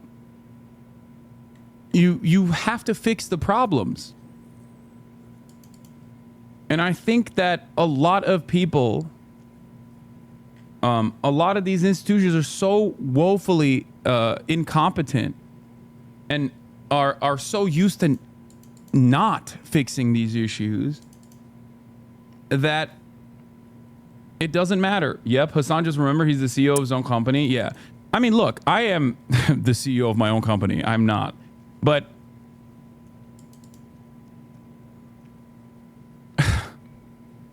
listen, if I get murked, it's going to be a fucking psychopath, neo-Nazi. One of your problems, Destiny, easy, was calling inflation global inflation. We don't share the same currency. Each currency is different globally.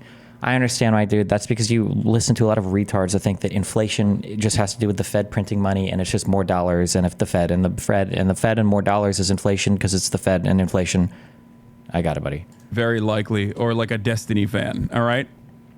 Based. And I'm going to get murked because of the things I speak on that many of you agree with.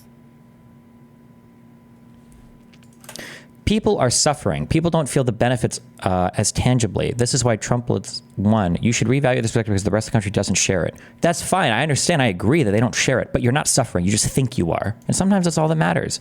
I mean, like, if you want to go down whatever fucking road we're going to go down because you think you're suffering, eventually you'll truly suffer. And then you'll really know what it means like to suffer. And suffering is not complaining about the cost of groceries when you spend, $150 a month on DoorDash and Uber Eats. Suffering is not, I can't afford rent when you have to split with 2 or 3 roommates to live in, a 10-minute drive from a downtown major fucking area. Like, you don't know if you're in America, you just don't know what it means. I remember the complaints about this during the Iraq War, that Americans didn't know I think it was the Iraq War, when the one complaint that a lot of older people had was that Americans don't know what it feels like to be at war because it was so detached from us and on TV and sensationalized and like media. And even to some extent, I think Vietnam, Americans didn't really know until people started coming back injured. And then that was when people were like, wait a second, what's going on here? Why are a lot of our boys coming back fucked up? What's going on? But yeah, we're super mega detached from everything. But hey, I mean, whatever.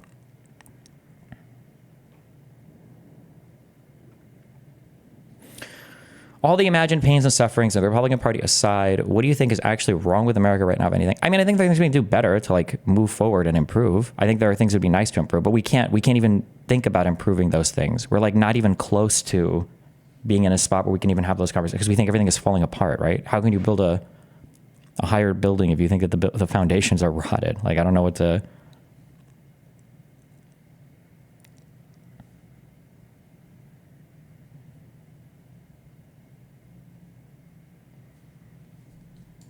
It is what it is. If it happens, it happens. Nothing I can do about it. Having said that, okay, I'm not in here to fucking defend the honor and protection of CEOs. I'm not saying that at all.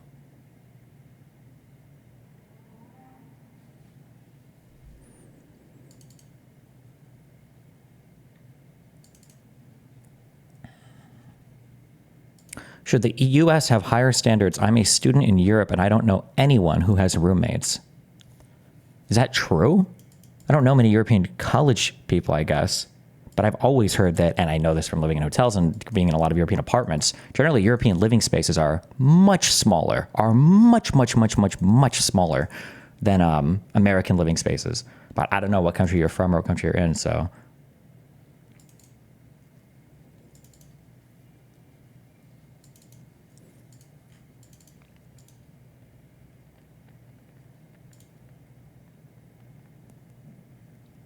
Is the debt not a problem? Maybe a little bit. I think we should probably try to balance the budget and probably start chipping away at it a little bit. But debt is not bad.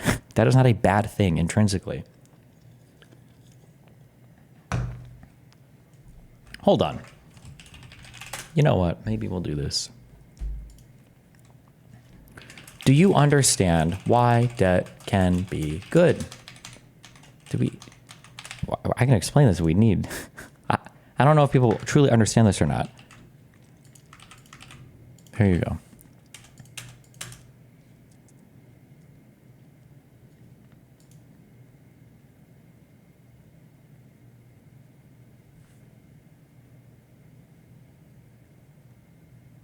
Okay. All right. We should have debt. It's good. It's good to have debt. It allows you to pay for things now that you wouldn't normally be allowed to pay for. No. No, kind of, but no. That's a poor person. No, I shouldn't even say poor person. That is good because of leverage. That's why. And leverage is important, okay? Because if you're growing, you want to grow even more. That's the whole point of debt, is to be able to leverage things, ideally. Literally almost every other non-Western country endlessly repeats the line, "The West has fallen," almost with glee. I have an Indian friend who says it all the time. It's so annoying. Yeah, but then people in the West say it as well. So it's like so cringe. I know why U.S. debt is good, but why is it bad? Are we actually going to have too much and other countries stop doing business with us? No. Or maybe. It depends. That is good for the same reason why it's bad, which is leverage. It amplifies gains and it amplifies losses. Do you think living spaces are similar in size in urban centers in the U.S. like New York City where people also live in apartments? New York City might be one of the smallest, but I don't know. Is there a way we can check? What is like the average square footage of like a New York apartment versus like a London apartment? The problem is New York is a big city and London is like your average apartment sizes like way out in Queens or whatever, or the Bronx or Brooklyn is going to be a lot different than like in Manhattan, right? Why do people talk about that debt as a bad thing and why not go into more debt? Because most people, consumers don't utilize debt. A second one to ask people to understand leverage. Consumers don't utilize debt as a form of leverage. They utilize debt to buy things that they can't afford right now, but they want right now. It's a different thing.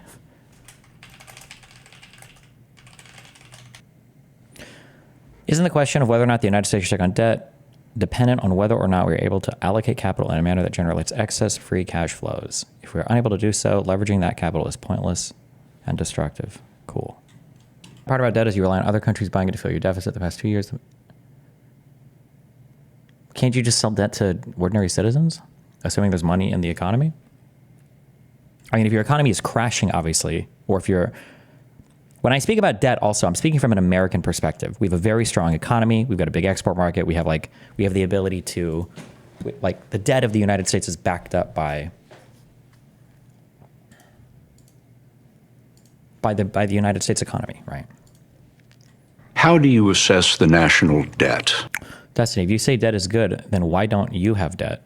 Because I'm just better than you, and I'm built different.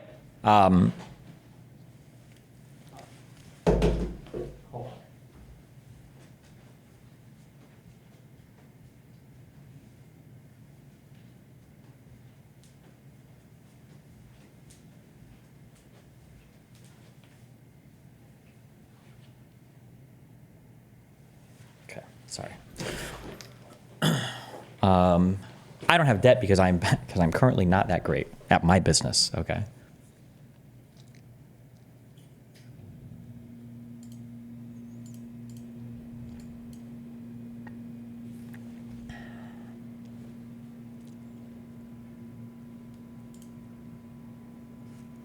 What does this guy say? How do you assess the national debt? We mostly try very hard not to comment on fiscal policy and instruct Congress on how to do their job when actually they have oversight over us. But is the national debt a danger to the economy, in your view? In the long run, the U.S. is on an unsustainable fiscal path. The U.S. federal government's on an unsustainable fiscal path, and that just means that the debt is growing faster than the economy. I have the sense this worries you very much. Over the long run, of course it does. We're borrowing from future generations. It's time for us to get back to putting a priority on fiscal sustainability, and sooner is better than later. What he's saying is true, but it's a little retarded. I don't know what any of these guys look like. The U.S. is... Is this Powell? I should know what he looks like. Yes, okay. Yeah, okay. Does he normally wear glasses, or...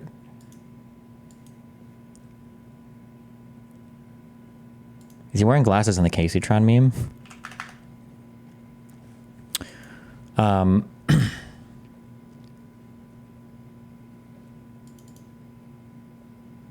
He wears glasses at the FOMC events. Okay.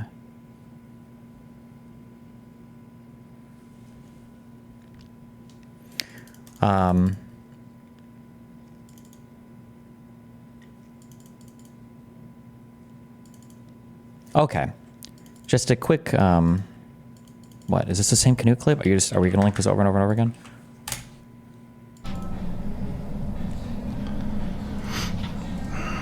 I wouldn't walk around the parts of Paris myself by night. No, when I was Paris, name me a major city that has gone up and hasn't gone down all over the world, dude.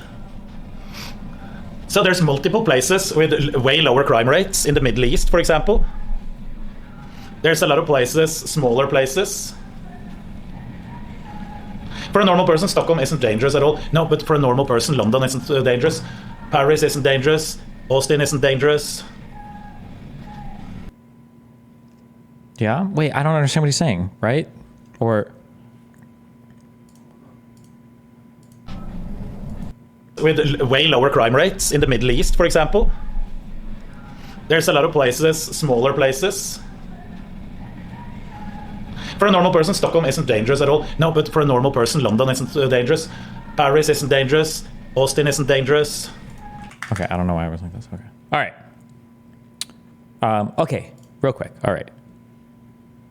Okay, just as a quick thing, okay? So we can understand just some business stuff, all right? Okay. I don't remember mechanical advantages because I fuck school, all right?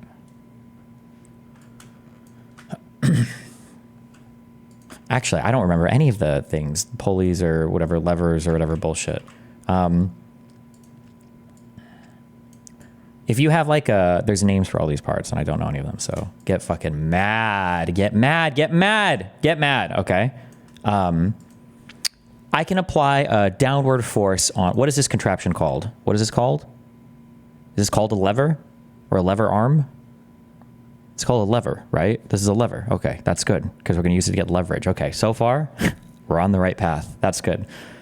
I don't remember why. I'm sure there's a physics explanation. We said we thought about it, but I know that if I apply downward force on this, I can move much greater weights over here. I can move much greater weights over here than the weight that, or than the force that I'm applying down here, right?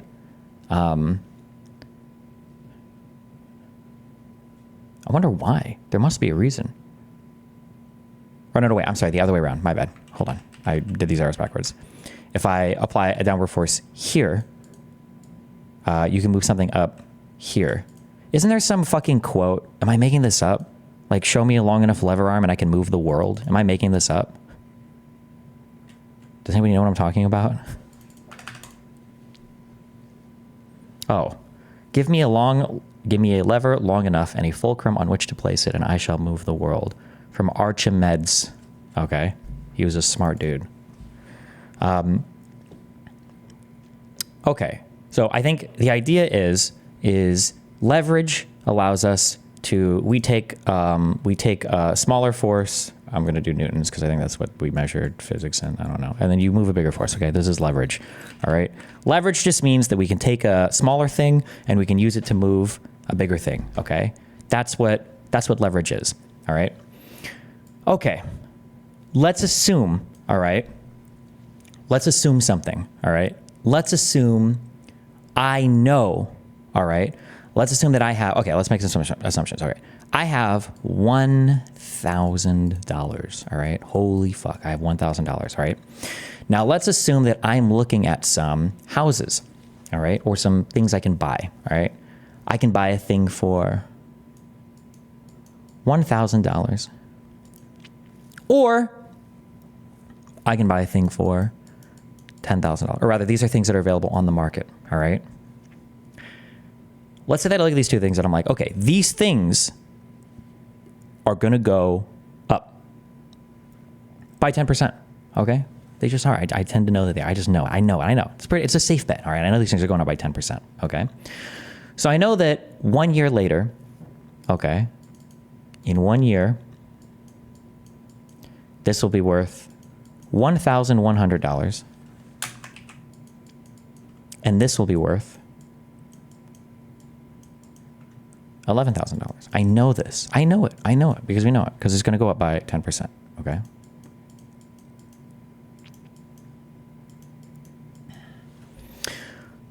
When I come into the market, okay. When I come into the market, well, here, let's think of some other things that might be competing for our money, okay? Let's also say that if I put my money into a savings account, let's say that, we'll say these are investments. Oh my God, there's some NBA guy watching me who wants to kill himself, and I'm glad, okay? We'll just call this a savings account, okay? That's the only thing we can put our money in ever in the economy, all right? We'll say that savings accounts pay 1% interest, okay? So if we buy $1,000 in our savings account, we put $1,000 in our savings account, we know that we will have $1,010, okay, at the end of the year, all right? Okay. All right.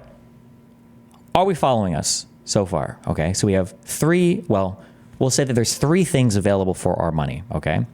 We have a $1,000 investment and a $10,000 investment that both appreciate at 10% per year. And we have a $1,000 investment that will appreciate at 1% per year.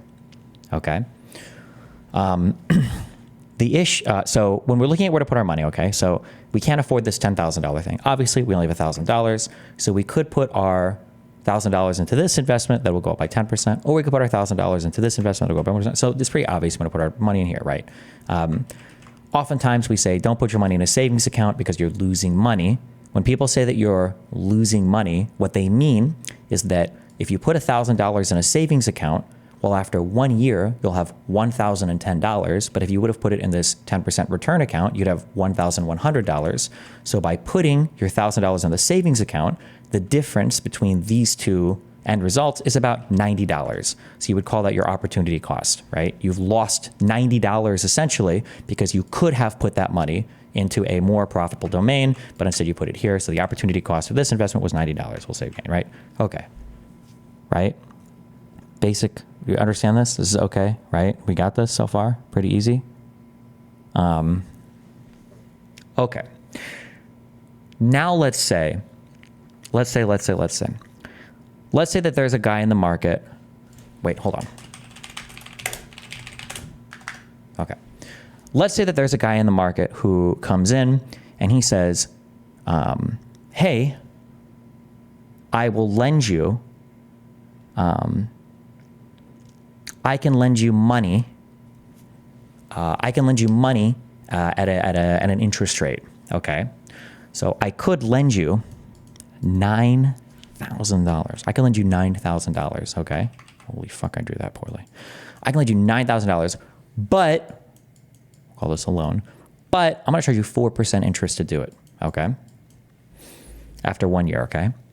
Well, okay. If we were to borrow $9,000 and then we were to pay it back at the end of a year, our interest would be 4% of 9,000 is 9 and 9 is 18, 18 and 18 is 36. So it would be $360 of interest that we would have to pay on this $9,000 loan, right? So, okay. So we could borrow the $9,000. We could pay money on, the loan, but yeah, I mean, if we want, we have this money available to us, right? Okay. So let's think about what can we do with our money? Well, what do you want to do? Okay. Well, we see that we can borrow this money here, this $9,000. Okay. And we see that he's loaning it at 4%. But if we borrow this $9,000 at 4%, we have access to this investment here that's going to appreciate the same way that this investment here will appreciate. We know that these are going to appreciate at the exact same rate. Okay. Well, if I can make $10,000, or if I can basically invest in a thing for $10,000 or a thing here for $1,000, but I know both are going up at 10%, why wouldn't I borrow money here at an interest rate that's less than the appreciation of this asset here to make more money? This is what leverage is. So leverage is I go to the loan guy and I say, okay, well, let me borrow that $9,000, okay? So now I'm going to take my $10,000 and I'm going to buy this. And after 1 year, I'm going to have $11,000, okay? So let's compare the positions of both of these people after 1 year. So if a guy puts in $1,000 to this investment and it goes up, well, after 1 year, he's going to have $1,100, right? Fuck. But if he borrows the $9,000 here and he invests that borrowed money into this here, well, then what he's going to have is his initial is $10,000, and then he goes to, his money will appreciate to $11,000, and then he'll have to pay off the interest for this loan, which is $360, right? $640, right? Which is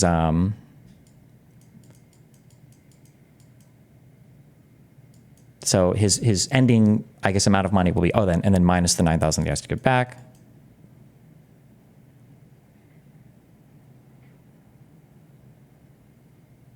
Right? Did I fuck any of this up? Wait, hold on. I wrote something wrong. Wait. No.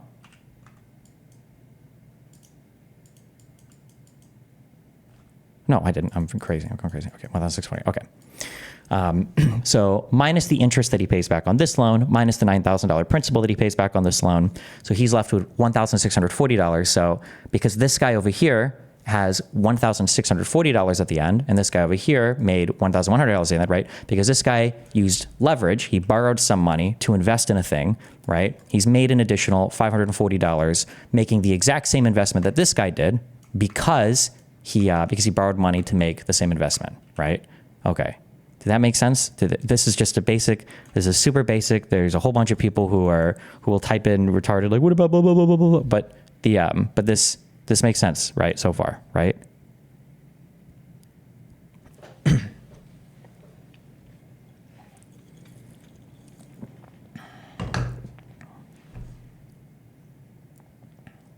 Oh, wait, this is 560. I'm sorry. Wait. No. Chat is making me doubt myself. No, yeah, we're right. Fuck you. Okay. 1,640 minus 1,000. Okay, $540. Okay. Okay. Now, something to keep in mind is leverage, okay?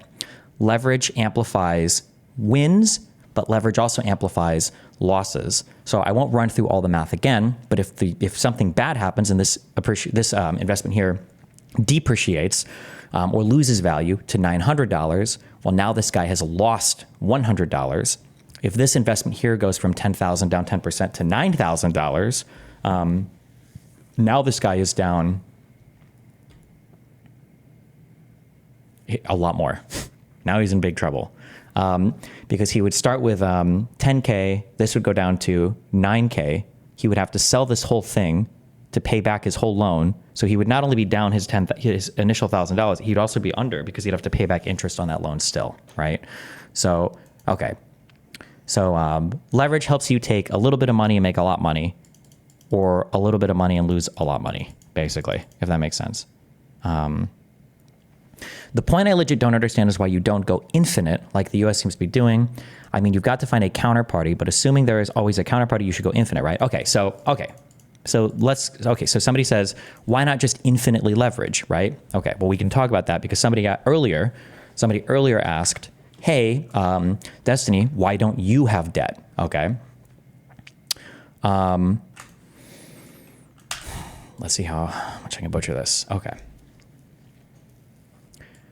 When you're sitting on money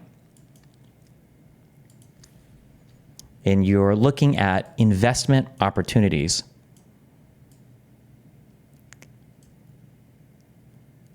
I'm going to butcher this, and then we're going to go to the Investopedia and read the actual term because I'm going to fuck it up. We're looking for investment opportunities that represent a positive net present value, meaning I believe that if we give up this money now, then in the future, these things represent higher risk-adjusted cash flows or risk-adjusted like ultimate rate of return than just sitting on this money here now. We're looking for good NPV plus investments. These investments are not infinite, right? So if you were to give me, like, let's say some guy comes up to me and he's like, oh, hey, I'll give you $10 million to expand your business. Well, I would look at my business and I would go, I don't think I have any good investment opportunities for my business because I don't think I do. I don't know if there's a thing I can just throw money at and like, oh my God, look, the Destiny business is growing, right? So this is why I don't have debt at the moment, because I just don't have anything to leverage it with. Like, what would I even invest in? Like, if somebody were to come and offer me a big loan for my business, I don't have any opportunities to invest it in. When all of your investments are really bad or the market is slow and there's not much to do, this is another reason why you'll see companies engage in like paying dividends or doing stock buybacks, because there's no profitable things to invest the money into. So you return the money to investors and then they make money because you don't want to throw this money at a project where you're just going to lose money rather than returning it to shareholders or, returning to shareholders via dividends or stock buybacks, yeah. If you don't need debt, why do some wealthy borrow at low rates and just service the debt? It seems like they get to be liquid and invest well because they're well collateralized. Well, those people that do that, I think they're buying like depreciating assets. So does studio equipment count as capital? Yeah, but I can just pay for that outright. That's not a good answer, because what somebody should say is, but Destiny, if you're going to make money on that equipment, wouldn't it make more sense for you to borrow $50,000 at a low interest rate and then invest that $50,000 into a broad fund and then get an interest return on that while paying off the loan? That's true, but it's a small enough amount of money to me that I don't care. So I don't want to give a fuck. But if I was if I was poor, that sounds mean. If I didn't have as much capital, then I would borrow maybe to fund the studio, because I know that I can make money with the studio equipment more than I could just sitting on the money doing nothing, and more than the interest I'll pay on the loan. Yeah. The reason why, when people say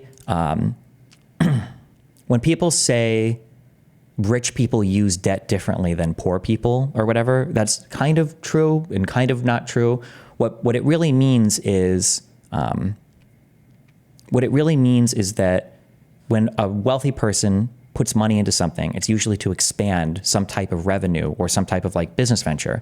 Generally, when we use debt as consumers, what we're capitalizing on, what we're gaining, is actually utility, which is not the same as money, right? So if I borrow money to get a TV earlier, then what I'm actually gaining is I'm valuing the utility of having that TV now more than I'm valuing having the cash now and the interest that I'll pay in the future, which isn't necessarily bad or wrong. It's just not an investment, or it is an investment, but it's not a money to money investment. I'm investing in like my happiness or some hedonistic pleasure or some whatever. Like, it's just a thing that I would enjoy, if that makes sense. But when you, when you buy things as a consumer and you take on consumer debt, you're not usually doing that to expand future revenue opportunities or expand cash flow, whatever. Yeah. if that makes sense.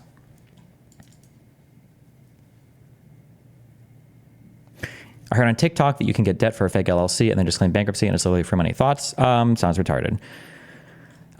If you think you're hearing something that's a very clever workaround of the law that's not illegal, chances are it's retarded and somebody will laugh at you when you try to do it. There's very few things in finance where it's just like, oh, I went to the bank and I said this and I made infinite money. Usually that's retarded and they'll just laugh at you and say, no, you can't do this. Obviously stupid. Yeah. But I mean, there are some illegal things you can do depending on how much you want to lie to the IRS or lie to people that you're paying money to. So.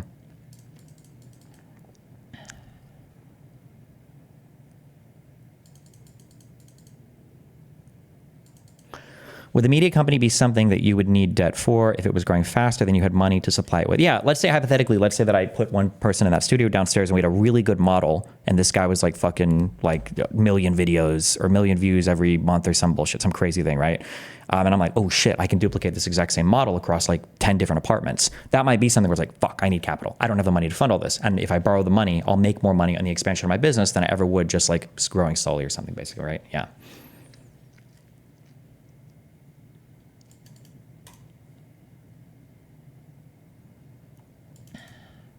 Is Jerome Powell wrong that U.S. debt is growing faster than the economy, so in the long run, the current situation is unsustainable? So anybody that's a Federal Reserve chairman is, I would assume, 1 trillion times more knowledgeable than me when it comes to macroecon, because their job is literally macroecon.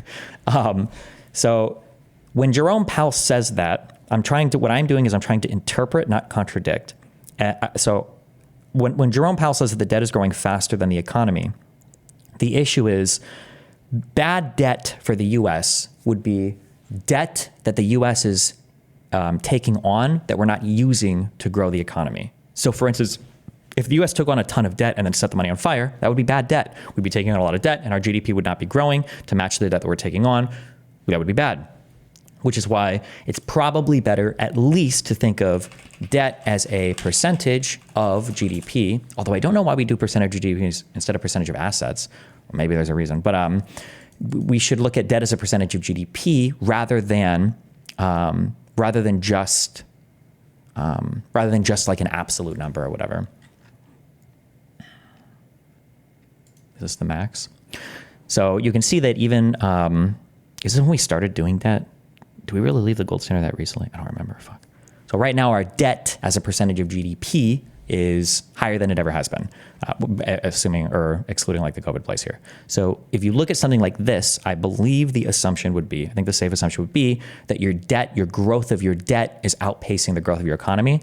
My guess would be macroecon is very hard, okay? So everything I say here, I'm on very shaky ground. My bet would be that you would, I don't know what the ideal number of this is, but this cannot grow indefinitely. You don't want this to grow indefinitely. You probably want this to hone in on some number. I don't know what that number should be or ideally should be, but yeah. The debt is inherently good or bad. It's necessarily, it's what they use the money to invest in. Basically, yeah.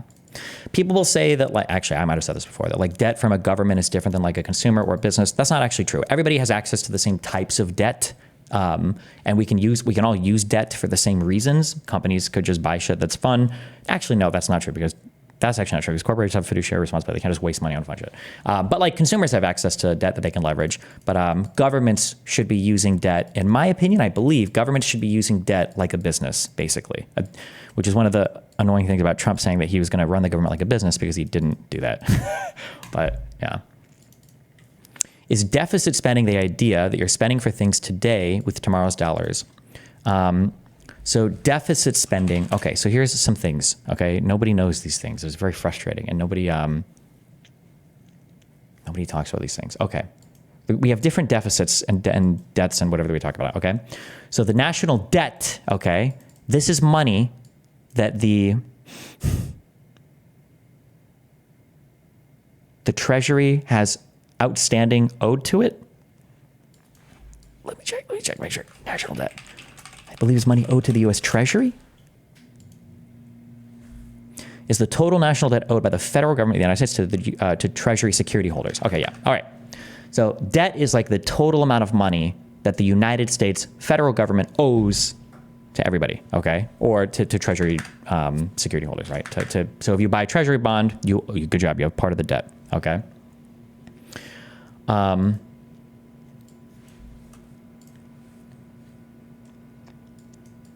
Deficit, okay? A budget, the deficit of the budget is the difference in the spending versus the revenue of the federal government, okay? Every good company probably has some kind of deficit spend because they're borrowing money to accelerate growth, right? That's why everybody, like for Amazon and Twitter and all these companies that they were growing early on, they deficit spend. They were always negative. People always like, they're not even making a profit. They're not even making a profit. Why are they even making a profit? Oh, they're making a profit. Well, it's because they're trying to grow, right? Amazon is borrowing money, spending money, borrowing money, spending money. Of course, they're trying to grow because they want to get a larger customer base. They want to invest in profitable ventures because remember, with leverage, the larger you are at the end, you make way more money than if you were to grow slowly and just make little money, right? Spend money, make a lot of money, as opposed to don't spend money, make little money, right? So if the United States 1 year has $1 million in spend, but only has $900,000 in revenue, that means that the debt must increase by $100,000, right? So if the deficit, so if the budget, meaning we spend $1 million, but we only take in $900,000 in tax receipts, then the federal government has to borrow $100,000, which goes to the debt, right? So this is a budget deficit, and then a budget surplus. I think a surplus necessarily goes towards paying off the debt, right? I think. And then you have another thing that's wholly and completely and totally not related at all, but sometimes people bring it up, and it's just called the trade deficit. Trade deficit is just the difference in exports and imports for a given market. So if I say I have a trade deficit of $100 billion with China, it means that I sell them $400 billion worth of stuff and I buy $500 billion worth of stuff. It doesn't mean we're just sending them money. It doesn't mean that we're losing to them. It doesn't mean that we're adding that to the debt somehow. It's just the difference in purchases and sales between another country. But okay. Treasury bonds are on a fixed schedule. You can't pay it off early, if I recall. Okay, maybe it just means, well, at the very least, it means you borrow less, or you, I guess, in the next, yeah.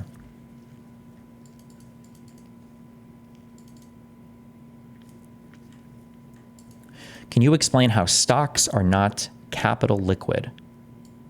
I don't know what that capital liquid, I don't know if that's a term that I'm just not familiar with. I mean, stocks, liquidity of a given asset is usually determined by how easily you can exchange it for a predictable cash value.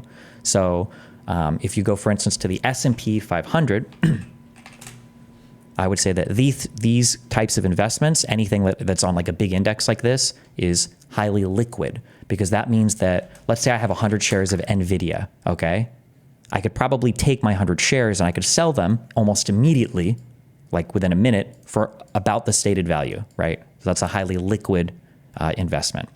And then you have things called cash equivalent things, which are just basically always assumed, like a treasury bond would be a cash equivalent because you can just trade it for the printed value of it because it's the same as cash basically, or cash as a cash equivalent, right?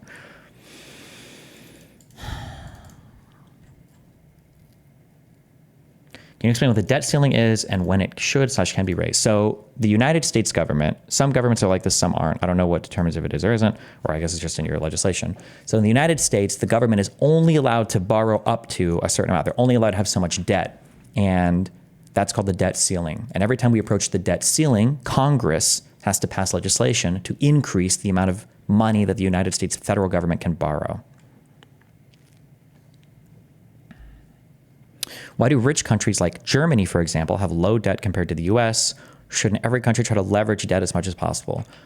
Okay, again, macroecon, very, very, very, lots of stuff. One challenge of the Eurozone is because so many people, I don't even know. I don't know what I was about to say. I was about to make some crazy shit up. Well, no, because in the Eurozone, everybody uses the same central bank, right? So I don't even know how that works. If you want to borrow money, like say you're Greece and you want to borrow money, you have to go to the same central bank as Germany or France or anybody else that uses the euro, right? It has nothing to do with the Eurozone. Isn't that what it was called? I'm sorry, fuck, I always fuck this up. What is the euro market called? What's it called when people have to use the euro? There's a name for this. It might not be the Eurozone.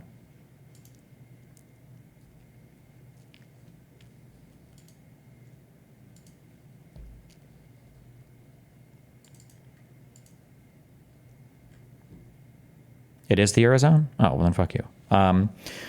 Yeah, but so currency is complicated in the European Union because contrary to what a lot of people think, having a strong currency isn't always good. Having a weak currency isn't always bad. Sometimes you want to do things with your currency, or you want to borrow more money or pay off more whatever debt because it can do different things with your economy.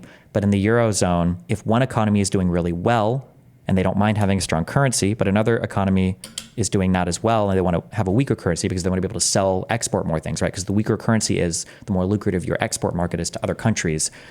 You're a little bit held hostage in the European Union by what all the other countries are doing. I don't know how they work this out. I don't know how they do monetary policy in the Eurozone.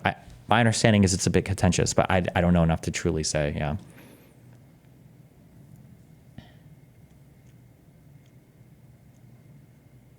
You might have been thinking of Schengen, which is the border. No, the Schengen area is for free travel. But there's a name. Not everybody in the European Union is part of the euro, for instance. The really good macroecon question is why the eurozone is bad for Europe, but the dollar is good for the U.S., even though the U.S. has also very different economies within it. Because I think the European Union. Welcome to the bullshit zone, where I speculate on macroecon without any kind of formal education whatsoever. So don't take anything I say, okay, at face value and repeat it to your macroecon teacher in a debate, okay, because he'll probably destroy you, okay? So my guess is going to be because what the Eurozone tries to do, oh, that's it. It's called the EEA, the European Economic Area. Those are people who have the euro. So I believe that the issue is that the European Union essentially tries to emulate the structure of the U.S. federal government.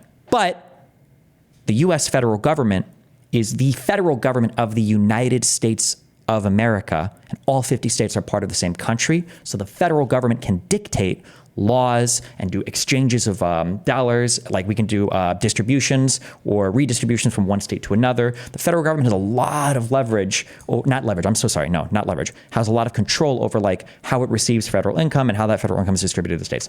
For the European Union, even if they might use a similar central bank, there is no European Union government that has a budget where it receives money from all of the different countries and then distributes it in the same way that the U.S. federal government does in a much stronger way in the U.S., I believe.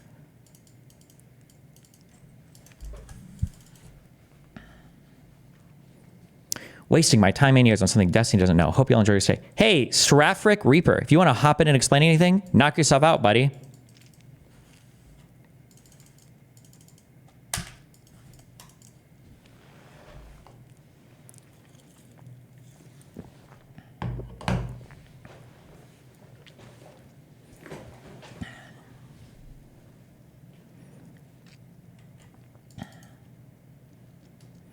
Yeah, that's a pretty good answer. The EU does, yeah. So everybody in chat right now that's typing, well, actually, there is money that goes. It's not even remotely the same as the United States federal government. It's not even remotely the same thing. Does money go to a central European Union government? Kind of, sure. Is there like a European Council? Sure. Can they bail out states in terms of like sending money to them or whatever? Kind of, sure. Not even remotely the same way and with the same level of integration that the United States federal government does. But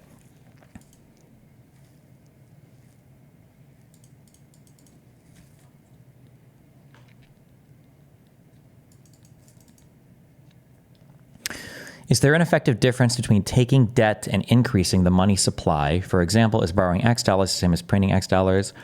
Honest to God, I don't know. That gets into weirder areas. Like I couldn't tell you. So increasing the amount of supply of dollars available is called, I think that's a relatively newish policy, and that's called quantitative easing. But I wouldn't be able to coherently tell you the difference between this versus just selling debt. I don't think I would be able to tell you the difference because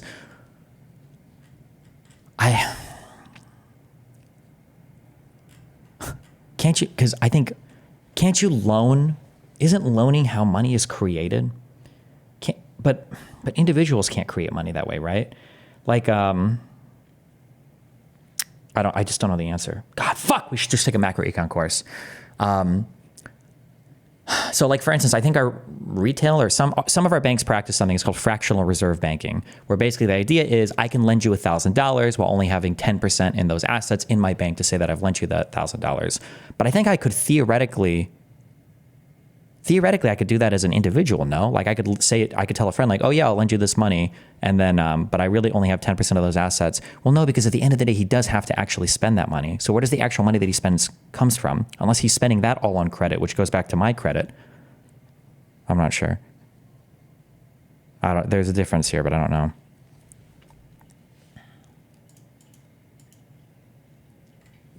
Actually, you know what?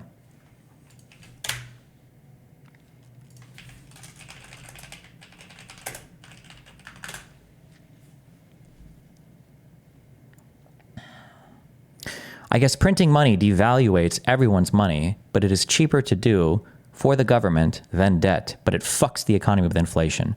Everything in economics is a trade-off of pros and cons. There is never a thing that is strictly good. There is never a thing that is strictly bad. Anybody that tells you that printing money is bad is a retard. There's a reason why basically no major economy in the world uses a gold standard or some fixed currency with no central banking mechanisms to manipulate their currency. Nobody does it. If it was such an amazing idea, unless you believe the Jews or the fucking the satanic ritual people run the whole fucking world, then you just simply ask them that. Why does nobody in the world use a gold standard? It's so fucking good for your economy. It's fucking stupid.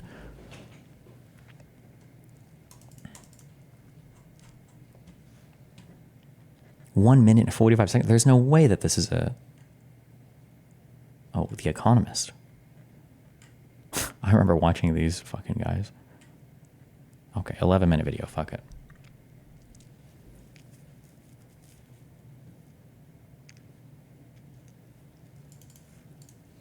This video is sponsored by Skillshare. Go to skl.sh/theplainbagel5 to get a free 2-month premium trial. Quantitative easing is something we've seen pop up around the world. Theoretically, would a gold standard be good if you could guarantee that countries act in good faith within the global economy? No, because there are times when you want a weaker currency. There are times you want to be able to manipulate your currency. There are times where inflation is preferable to a stable dollar where other cuts have to be made. Consumers aren't always rational. Citizens aren't always rational. Sometimes it's better to inflate than it is to chase weird deflationary spirals or to just have an economy that's like running out of control when a little bit of inflation would just make everybody function a lot easier, a lot better. Month premium. This video is sponsored by Skillshare. Go to skl.sh/theplainbagel5 to get a free 2-month premium trial. Quantitative easing is something we've seen pop up around the world ever since the 2008 financial crisis. The US, UK, Eurozone, and Japan are just some of the countries that have implemented the unconventional monetary policy as a way of helping their economies recover from the recession. But what exactly is quantitative easing? Well, the short of it is that it involves printing money. What techniques do you use to make your hair look so messy? So I take a shower, and then after I take a shower, I take a comb, and I comb my whole hair, and then I take a towel, and then once I do that, I go like... It's a very intricate process. Which is thought to encourage business activity. But it's a little more complicated than just creating dollar bills and tossing them from a helicopter to cheering crowds and businesses below. The central bank will use the newly created money that it produces to purchase assets from the market.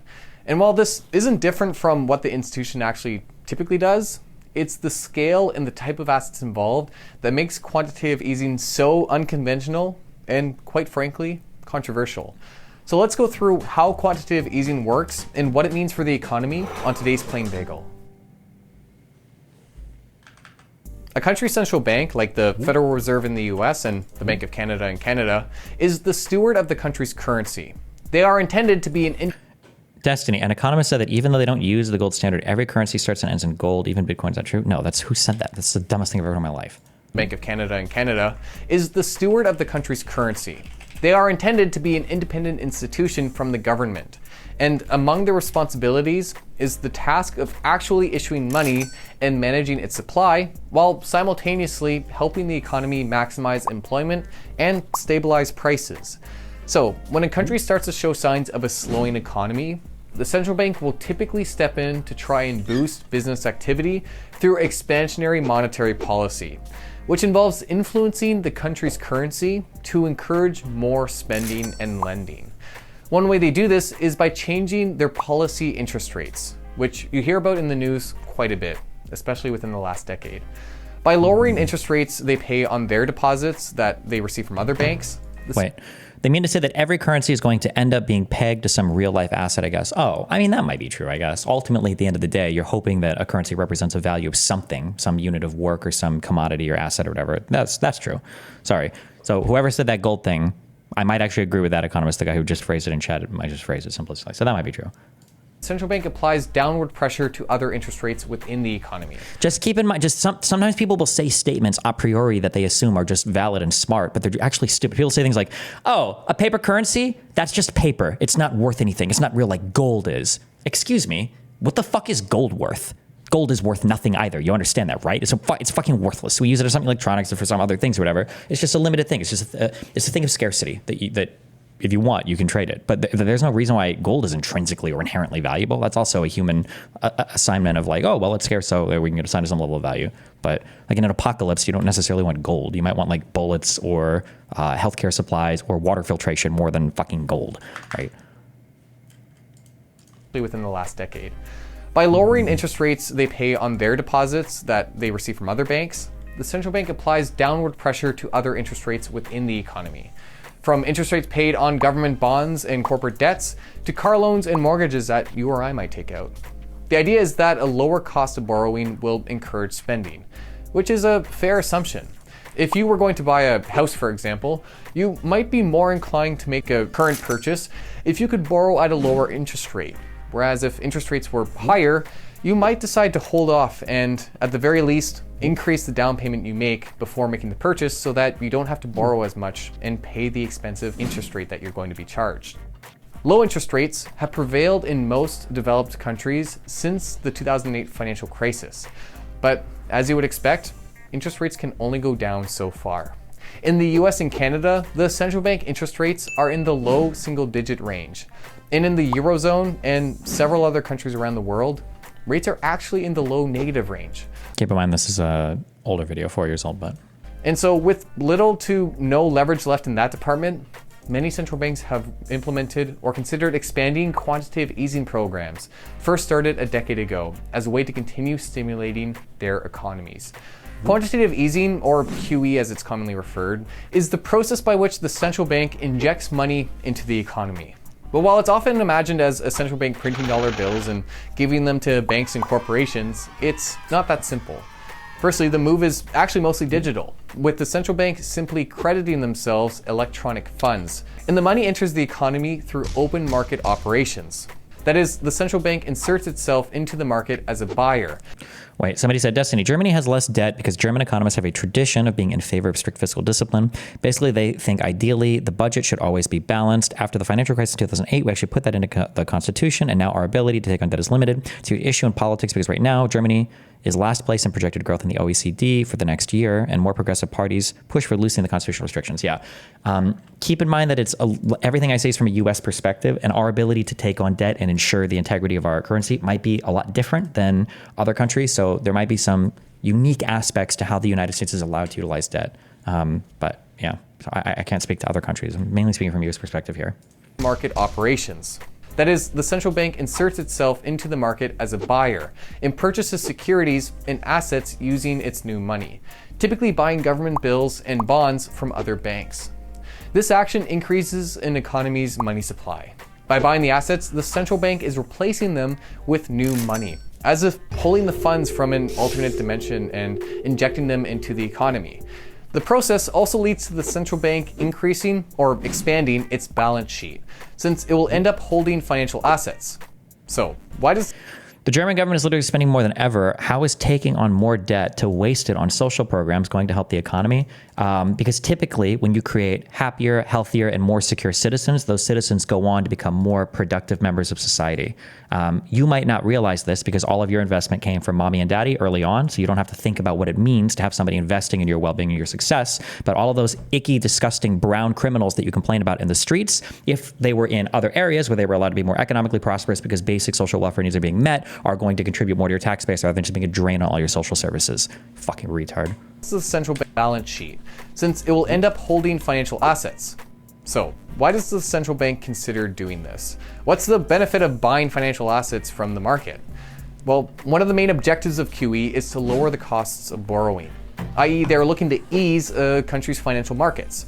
This is done during periods where financial markets are tight, or when banks are more reluctant to lend. Like after the financial crisis, when the credibility of many businesses and organizations became less certain. Now, when overnight rates are near 0% from the central bank's influence, banks already borrow at a cheap cost, but the rates they turn around and charge on other longer-term loans may still be high. So by increasing money held by the banks, which is sitting around not earning a very high return, the hope is that the banks will be more willing to lend out to businesses and consumers. And since there's more banks with more money to lend, they will ideally compete and lower interest rates, making it easier for market participants to borrow and spend, thus theoretically saving the economy. This is why higher money supply is thought to lead to lower interest rates. Money becomes easier to come across, so it costs less to borrow. QE can also decrease interest rates by lowering the yields on financial assets. As a quick refresher, yield is the income return an investor receives when they purchase an investment. It's interest or dividend payments divided by the price paid, the market price. By buying financial assets like treasury bills, the central bank increases its price by bidding it up, thereby lowering its yield with interest rates remaining constant. It seems COVID has ruined these assumptions, but the Japanese government shows it's sustainable without doomsday. I don't know if that's true or not. I don't know if the Japanese economy is facing like imminent doomsday or not. I don't know. This has a number of effects. For one, it can make it easier for the government to borrow money moving forward. For example, imagine the government has issued $1,000 treasury bills that pay $20 annually, so a 2% annual interest rate. Okay, I don't know why we fucking turn this video on. I can't do this right now. My brain is not in fucking macro econ mode. You know what? I'm gonna throw this here. Do I have macro? Oh, macro econ course. You know what? Boom, we'll do this. I'm putting it on the list of things. The list of things.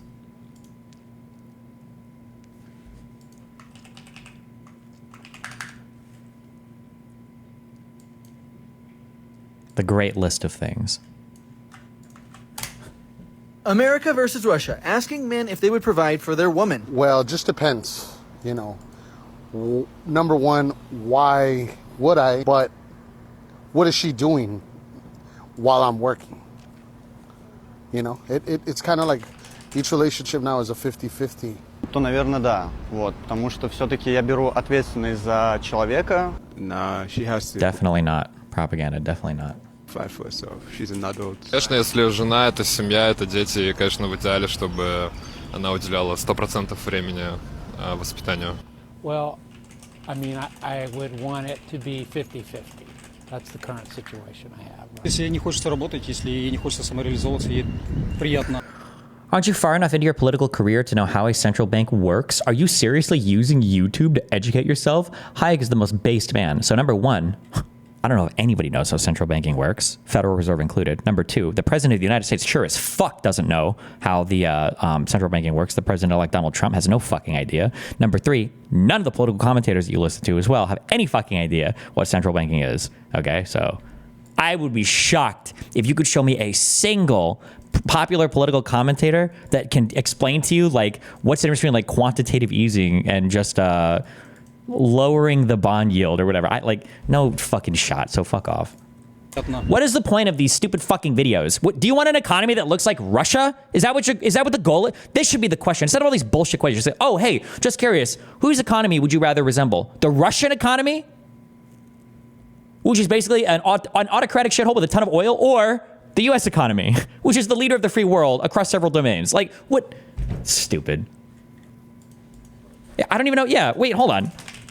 For all this fucking talk of family and everything, the Russian birth rate is even higher than the US birth rate. Like, what? Come on, Jesus. Oh, more cops. Why are there so many goddamn cops here? Oh my God. What's going on right now in fucking Miami Beach? Holy shit. The last like week.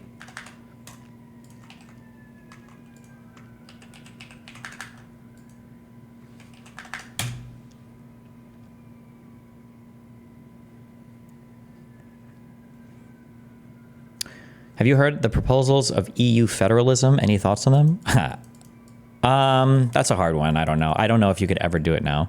I think Europeans consider themselves to be, well, not even consider, Europeans just have such distinct histories. Like you couldn't do like a federalized version of Europe without people feeling incredibly ass pained.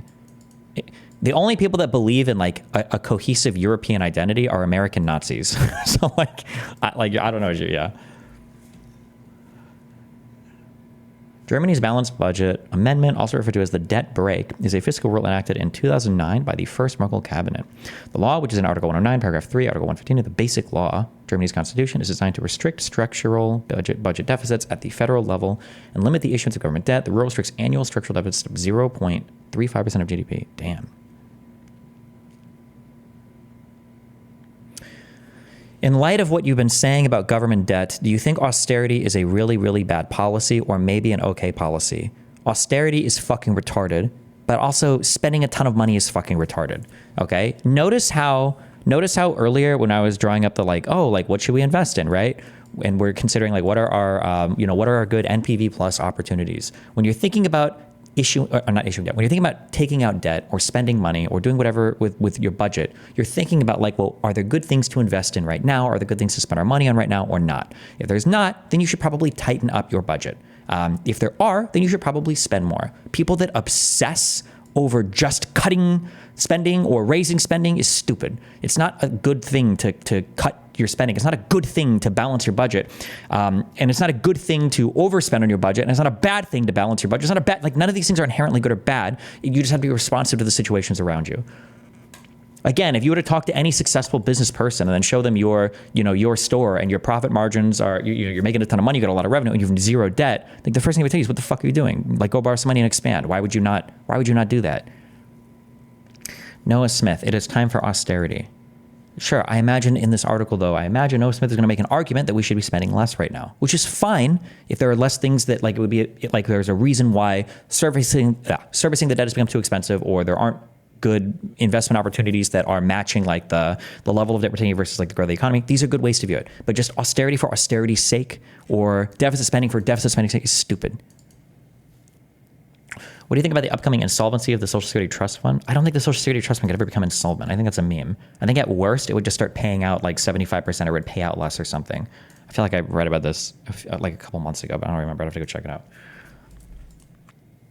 You did a podcast with a billionaire guy who said he would never tell anyone to take debt. What was that based on? No, I think he walked that back pretty quickly because he started saying, well, there was a special kind of debt that he did. He eventually admitted it.